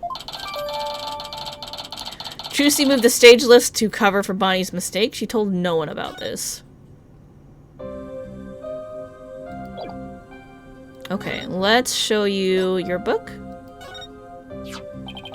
Here you go, Trucy. Here's your notebook back. Oh, great! Thank you very much. So what's written in there anyway? It looks like it's full of secrets or something. That's because it is. It was originally my granddaddy Magnifique Grammary's notebook. He used it like a diary and as a place to jot down ideas for new magic tricks. Some of which only members of Troop Grammary have ever laid eyes on.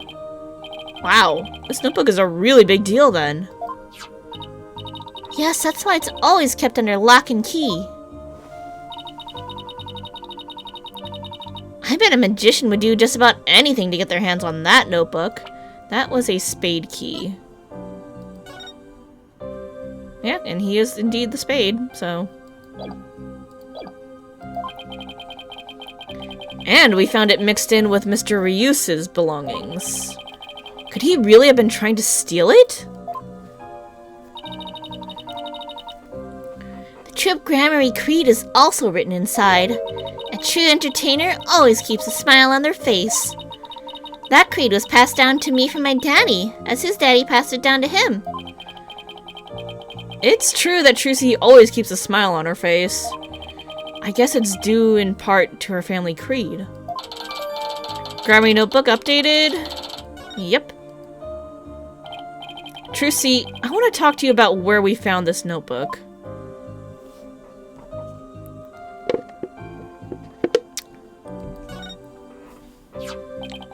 We found this notebook mixed in with Mr. Ryus's belongings.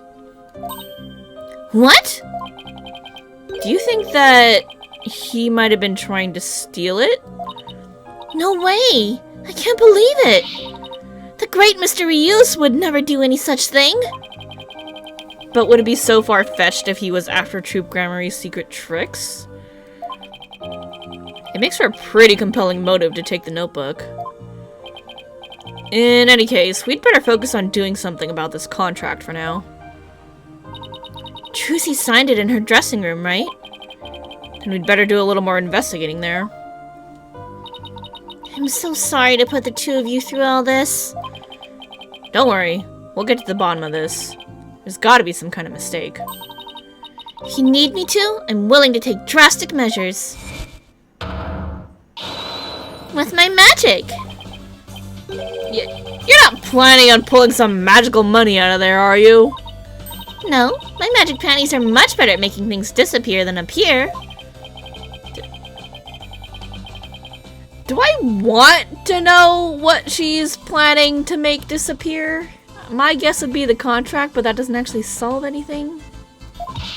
Apollo, we have to do something. Anything to fix this. I agree. Let's check out the dressing room again, for starters. Okay, and we should finally check out that understage passage, too. The abyss? Then you'll have to go through the backstage area. Be careful down there. Alright, dressing room first. April 27th, Penrose Theater. Dressing room.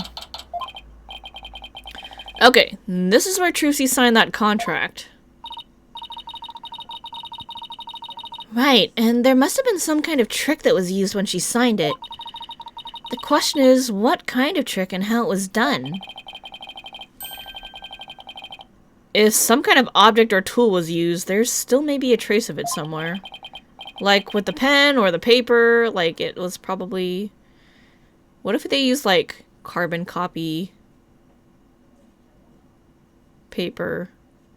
That stuff's really thin though, like you would think that you would notice. But then like, she could have thought it was just to make multiple copies of the contract, but then like maybe the one underneath had different wording. That's the most realistic thing I can think of, but I'm sure it's gonna be something ridiculous. Anyway, like with the pen or the paper. Well, it's time to find the secret to that trick. Oh yes, let's do this.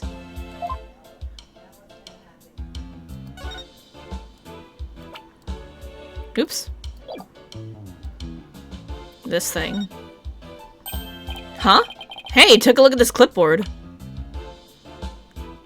Damn it, I keep accidentally clicking there. Could you sign this, please, ma'am? Sure thing. Just the one sheet in this clipboard, right? One sheet, supposedly.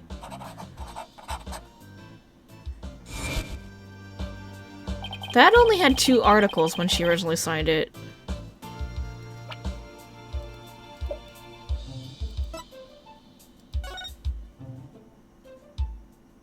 Oh yeah. Here it is. 2 articles. First party will pay all expenses for the magic show. The second party will confer all program broadcasting rights to the first party. If through the fault of the second party, the show must be cancelled in part or in full, the second party will pay $3 million as compensation to the first party.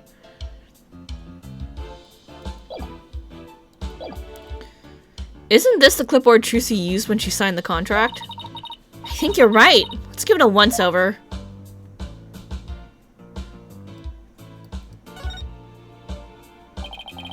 Let's try opening the folder.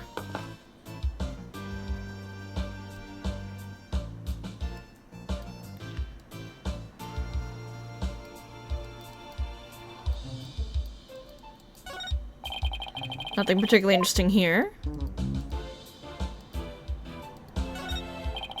And this part here holds paper in place. Could this clip have something to do with how they conned her? How? It bit me! Only you could get hurt by a clipboard, Athena.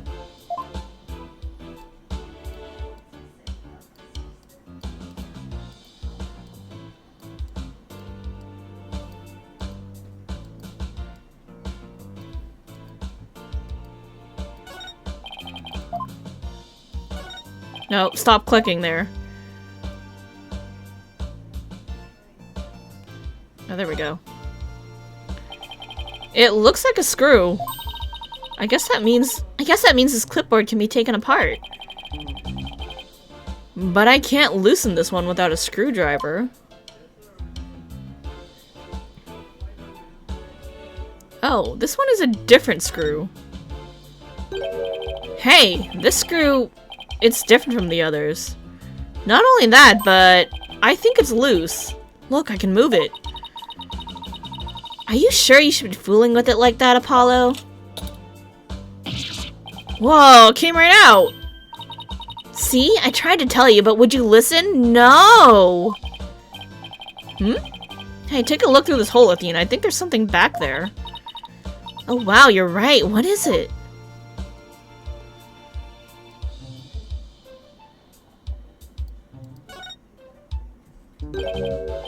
Hey, look!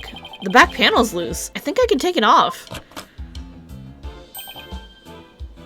Got it! That's shady. You're just breaking things left and right today, aren't you?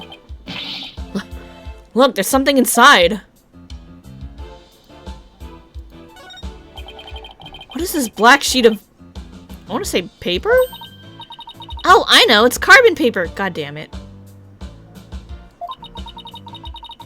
You put it in between 2 pieces of paper and it copies what you write onto the bottom one. I hate this. This is shady as fuck. I was right on the money. So when Trucy signed the contract, there was actually another contract underneath. And her signature on the top contract got copied onto the hidden contract. So that's how Trucy was cornered. Rude! This is that ratings Raja's doing. I just know it. How dare he! You gotta hand it to him, though. It couldn't have been easy fooling Trucy. That girl's no slouch. Yeah, but I bet we can use this clipboard as evidence if we ever take this trial. Clipboard used by Trucy to sign her contract. It was also instrumental in the ratings Raja's dishonest dealings.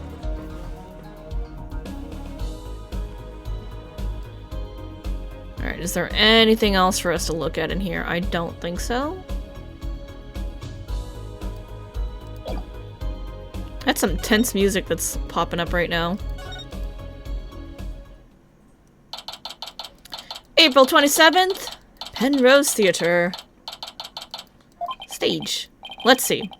We should be able to get to the understage passage from Backstage. Hopefully Bonnie unlocked the door for us like she said she would.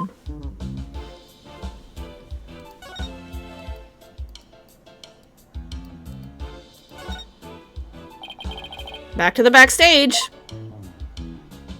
By the way, welcome back, Dr. Lupin. How is whatever you were doing? The door's unlocked. Thank you, Bonnie. Well, Athena, here we go.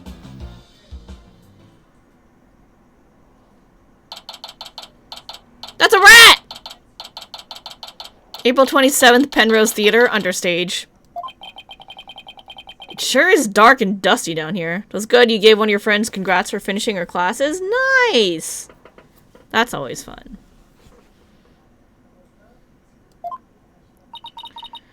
The Abyss, the magical underworld. And look, there's a denizen of the Abyss now. A fearsome beast with long, sharp fangs, ready to prey on unsuspecting souls. Huh? What do you... Oh, you mean that tiny rat over there? No, I mean that fearsome beast over there. I take it you don't like rodents. What if I want to look at the rat? What's this glowy stuff? Oh, it's glow-in-the-dark tape. Hey, this must be what I saw through that secret door in the bottom of the coffin. But who put it here and why? It's probably a mark of some sort since it's so dark down here. Sounds about right. Maybe it's meant to mark which ladder to climb.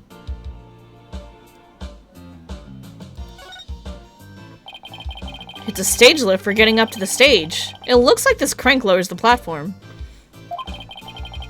But Trucy said it's impossible for one person to do it alone.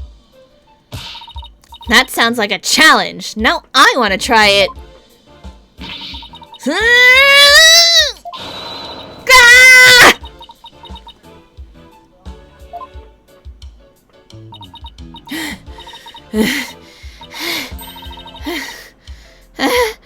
It's probably just broken. Or you could just take people at their word.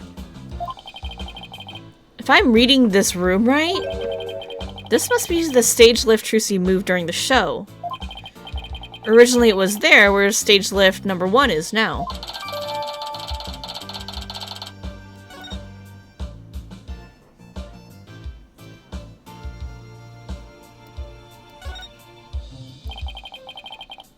This ladder goes up to the ceiling. I wonder what's just above. Apollo. Alright, fine. I'll climb the ladder. Why does it always have to be ladders? Snakes and ladders. Why is it always gotta be snakes? Why is it always gotta be ladders? Huh? Where am I? It's pitch black and cramped too. You know what I think? I think you're in that coffin we saw backstage. So that's where this ladder leads. I still don't get what that coffin was for.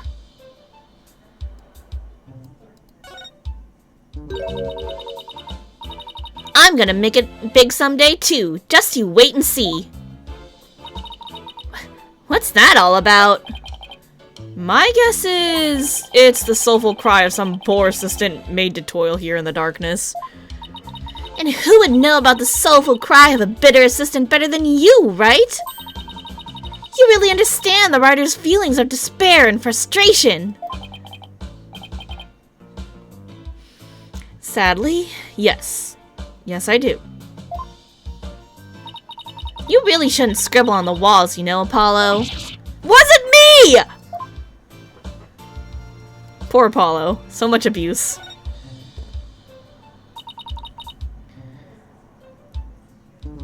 Look at all these props. Hey, there's something in this hat. A dove? Cards? A juice box and some snacks. Looks like somebody planned to have a little treat in the middle of the show. That's funny.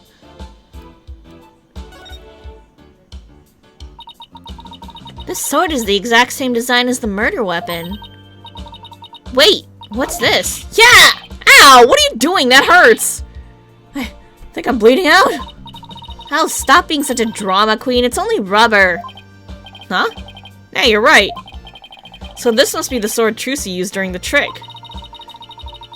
After the incident, someone must have switched this rubber sword with a real one on stage. And maybe that's when they brought the rubber sword here. Sword stand added to the court record.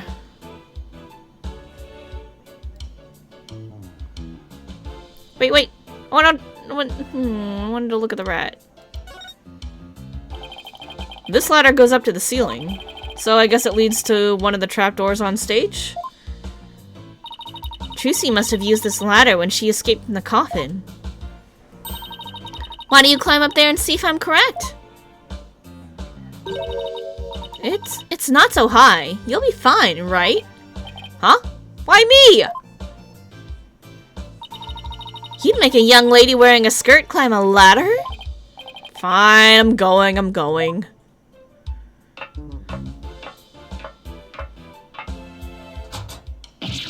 Ah, the lights! It burns!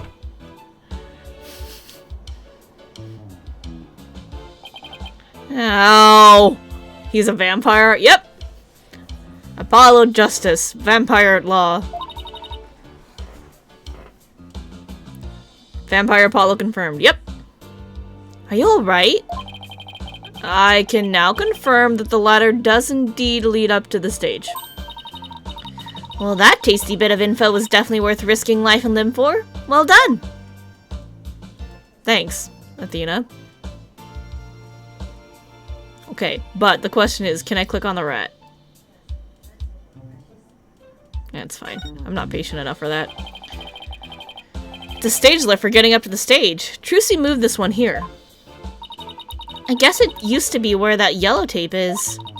How in the world did she manage to move this huge thing? It couldn't have been easy for her. She's pretty petite.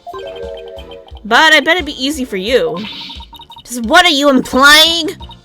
That's it, chump. You're looking up microaggressions later.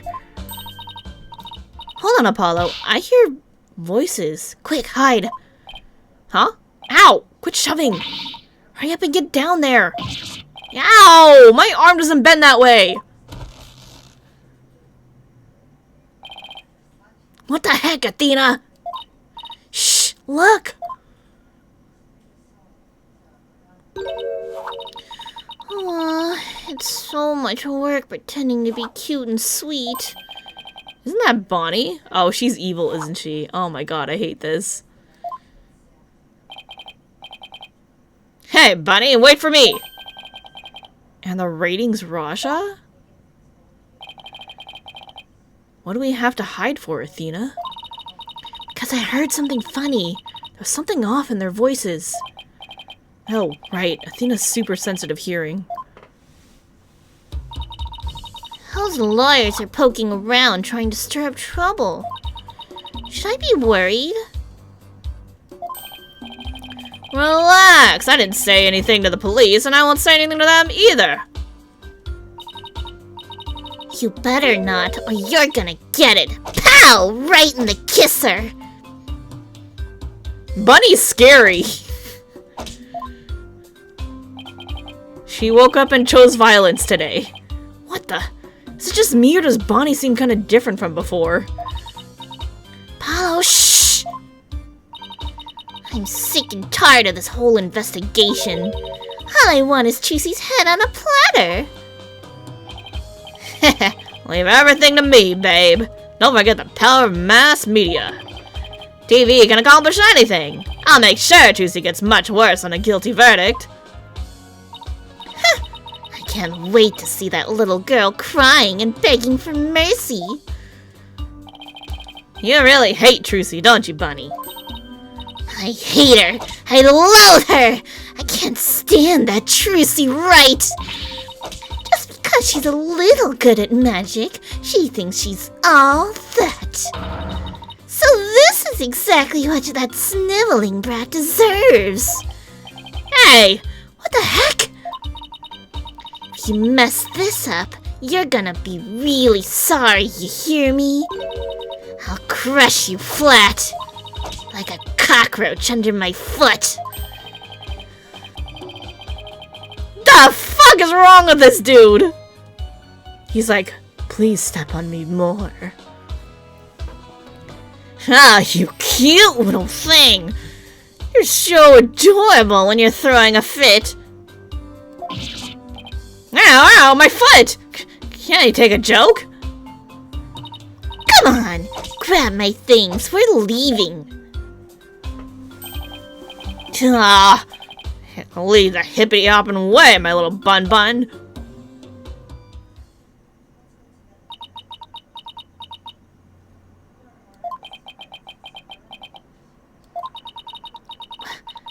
What was that absolutely revolting scene all about?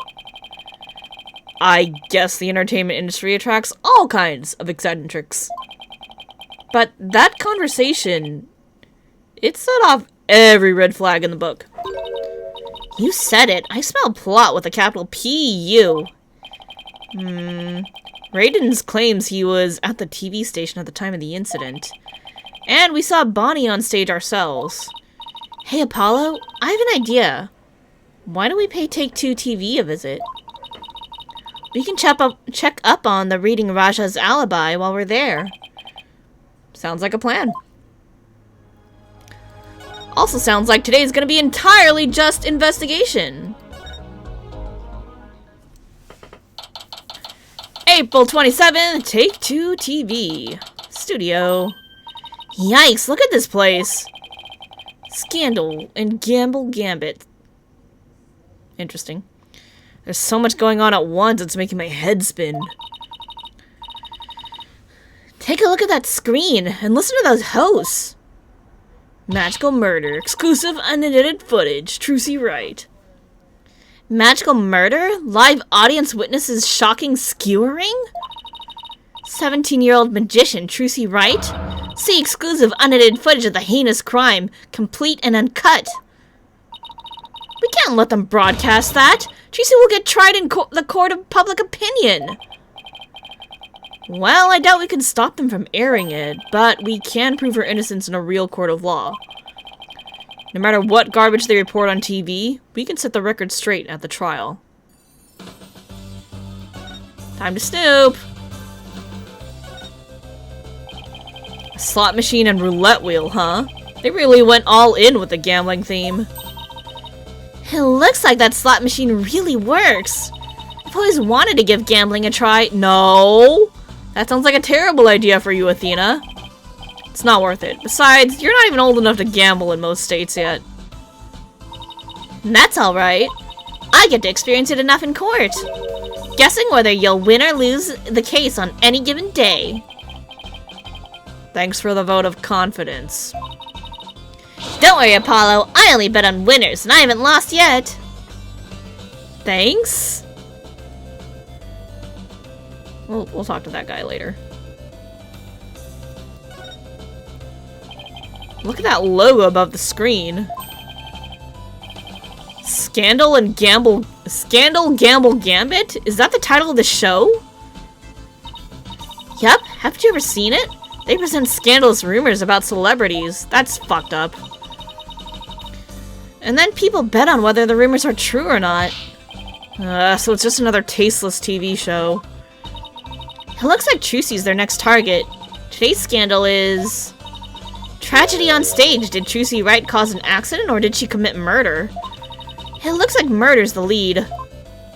In the lead. Well, I say neither. Then we'll just have to create a third option tomorrow, in court.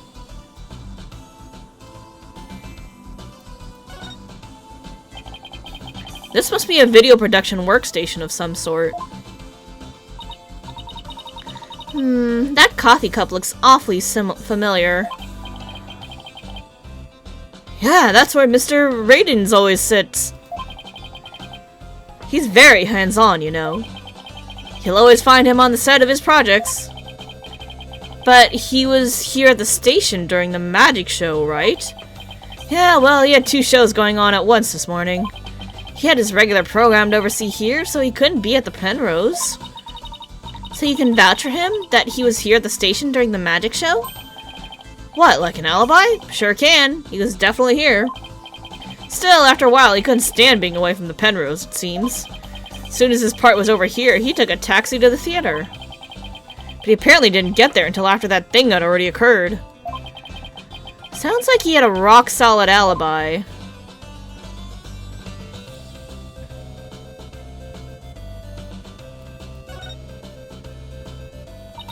I wonder what that guy sitting down there is doing.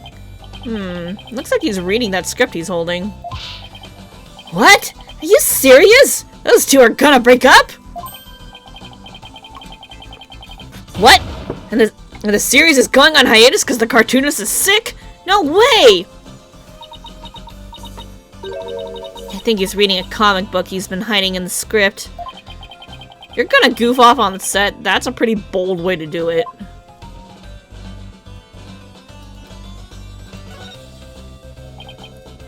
Excuse me. We're looking into the incident that happened at the magic show this morning. Oh, that? Yeah, I was the cameraman for that. Can you tell us anything about what you saw? Bonnie was soups adorbs.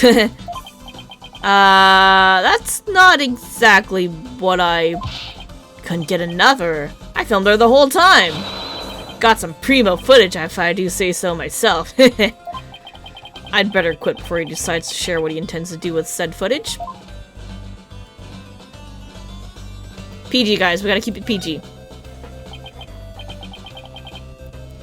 Pardon me. I know you're busy right now. What are you guys? Street? Street? Does that mean people off the street or something?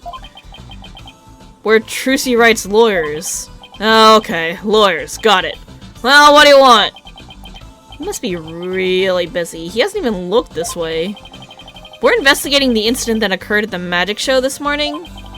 And we heard that Roger Radins was in charge of that program. Yeah, that's right. That guy hates magic, but the show was all his idea. Just between you and me, I think it was Bonnie that egged him on. Egged him on? How so? I saw the two of them together, you know, walking along arm in arm. I bet she sweet-talked him into doing the program because she wanted the work. She hasn't been selling very well on her own, apparently. I see. Oh, hey, if you're looking into the incident, I guess you'd want the show footage, right? It's on the disc in my back pocket. If you want it, go ahead and fish it out. We're just gonna, like, reach into his back pocket and... Okay. Sorry, not trying to cop a feel your ass, dude. I'm just trying to get the footage. Just throwing that out there. We're not trying to do anything sus here.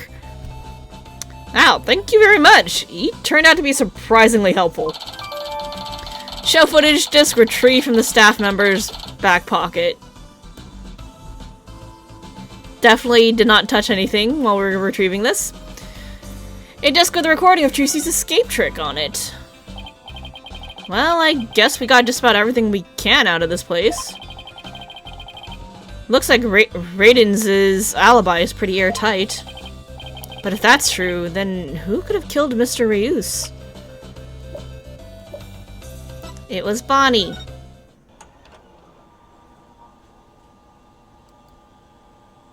Oh yeah, it's okay, it's the same footage. Nope. Looks like we're pretty much done here. Should we go back to the office? We can get a snack and talk over our plan of attack. Sounds good to me. Back, and then...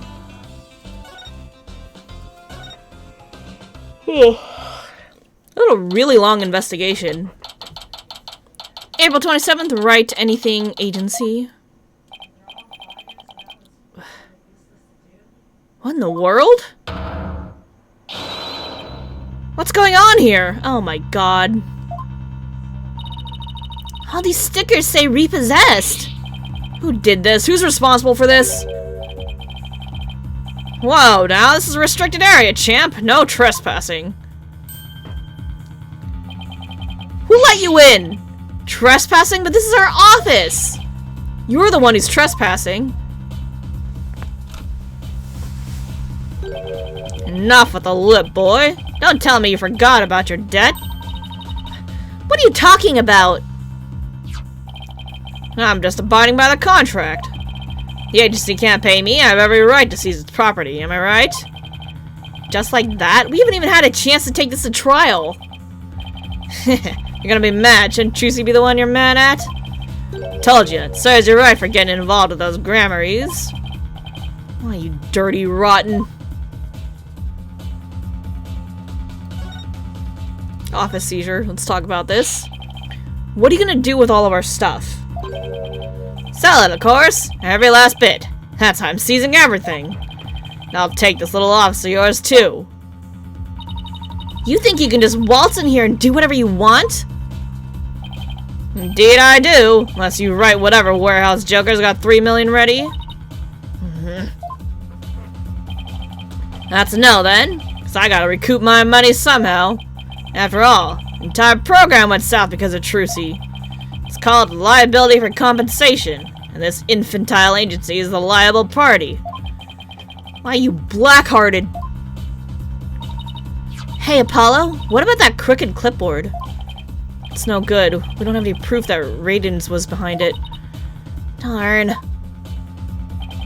You're gonna have to do better than that, folks. Looks like the fame Mr. Wright left behind nothing but incompetent noobs to run things. No way. He was counting on Mr. Wright to be away for this plan of his? What a two-bit thug! We'll show him. Oh my god, this guy's a scumbag. There's the sugar! That expression, it's priceless! So, how does it feel to lose the precious office your boss left you in charge of?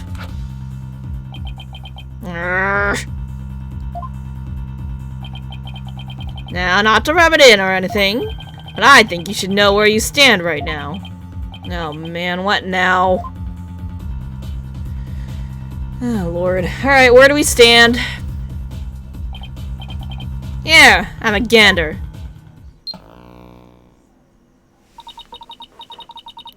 The trial of young, up-and-coming magician Trucy Wright is scheduled for tomorrow. We're here, just outside the office of the suspect, hoping for an exclusive peek inside. What? Is this live? Paolo, look, there's a sea of reporters outside. Oh, questionable-looking pair are peeking out the window at this very moment. Our viewers at home can see for themselves their vicious, brutal expressions. Yellow journalism at its finest. And that's the way it is. The majority of the public already thinks Trucy is guilty. They saw the whole thing happen with their own eyes during the show's live broadcast. Everybody in the country's against you. No way. No office? No allies? Are you sure you want to represent that girl? Of course we do. We believe in her innocence. Go ahead. Think what you want, it's free country. Just know you'll be the biggest losers in the end. In the meantime, feel free to keep on flopping around like the dying fish you are. Now then, you gotta be out of here by tomorrow. Taking this cozy little office tonight while you still can. Hang loose, baby. That guy sucks. I can't believe we let Mr. Wright's office get placed under seizure. Of all that... This is just ridiculous! Eek! Look out! Clear out! We don't want murderers here! Athena? Hey, if it's a fight you want, I'll take you on! Come on! Athena. Cameras! Cameras! Yikes, let's get out of here before we get killed too! I can't believe this is happening! We have to do something to protect ourselves, and fast.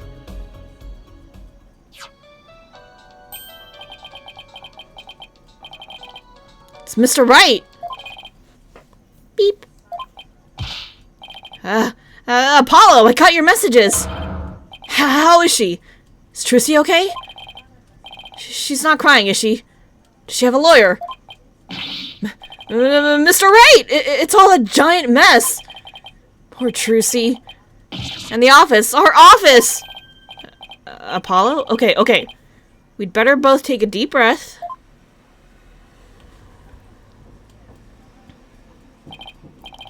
Wow, I see. And he's saying you have to be out by tomorrow? I'm so sorry, Mr. Wright. I wish there was something I could have done. This is quite the mess, isn't it? Even if I left right now, I wouldn't be there in time for the trial tomorrow. I'm sorry, Apollo, but I need you to handle this for me. Of course! We can handle the defense, but the office... It's too soon to give up on that. What do you mean? The contract only addresses Trucy liability if she causes the show to be cancelled. So you just have to prove in court tomorrow that it wasn't Trucy's fault. Hey, you're right! So everything depends on your winning that trial tomorrow. Trucy's fate, and the fate of our office. That is some heavy pressure. It's all riding on your shoulders, Apollo. Layering it on. I know. I'll be fine. Right? Apollo! I've been watching you grow over these past 2 years. That's why I can say, with absolute confidence, that you'll be fine. Oh, the music is so good. So good. Really? I've seen you earn victory after victory in some pretty dicey situations. And guide Athena, helping her along her way too. That's why I know you're ready. Why I know I can leave Trucy and the office to you. I believe in you, Apollo. Thank you, Mr. Wright. Good luck tomorrow. Thank you. I'm fine. Everything will be fine. You can call me anytime if you feel you need to, but I'll be fine on my own, right? Yes, I think so too. I can do this. That's the spirit. Give it your best out there, Apollo. Beep. Why did I read the beep? I don't know. It made the beep sound. It was not necessary. What is it, Apollo? What are you smiling about? Who, me? It's nothing. Mr. Wright believes in me. I can't let him down. We have to win this trial, Athena. I couldn't agree more, and I'll do everything in my power to help. Our opponent tomorrow. Prosecutor Sadmati, is it? Huh. Why now of all times? Still, I don't care who it is. I can't afford to let my guard down for anyone.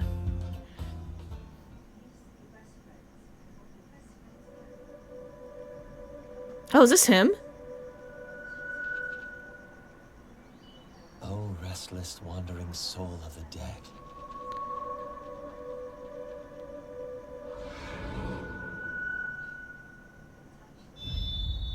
Prosecutor Sadmati. Oh. Sorry to disturb you, but I figured I should tell you. The lead attorney's been decided. It's Apollo Justice. Apollo Justice. Interesting.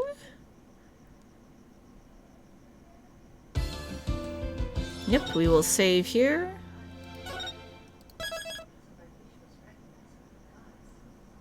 Alright, and I think that is where we stop for the day, because it is 9 o'clock, and I don't think we would get through the trial.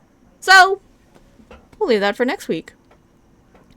Alright, let's go see who's on. Oh yeah, looks like Neo Neko is still streaming. He's doing some Genshin Impact. So let's go read him. Alright, let me switch over to the ending so you guys got something to listen to.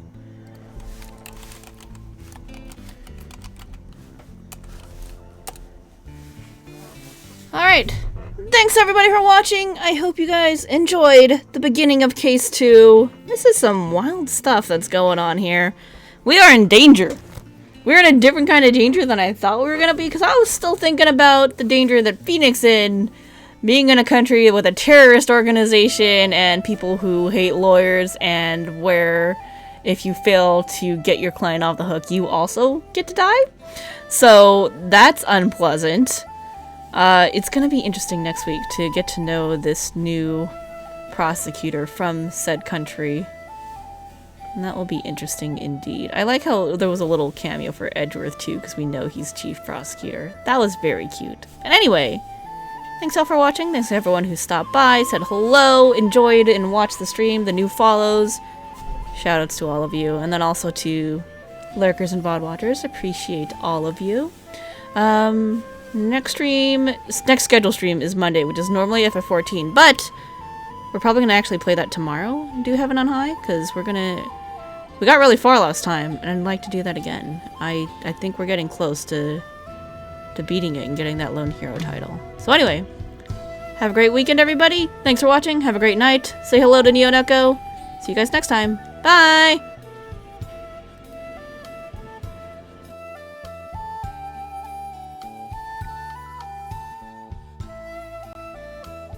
Very interesting, Kiana.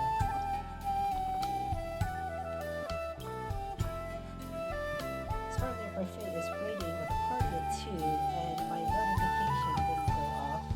El Gato, that is me, I am El Gato.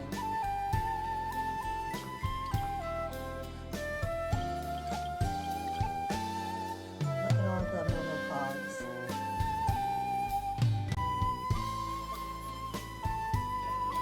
I was gonna read this other key item. The Chirico Pyramid. A garland woven by our mama. Garlands of this kind represent the blessing of all of our Nara, and once channeled endless powers during the fight with Lorana's avatar. But the blazing light has now faded, perhaps because they weren't so rusty.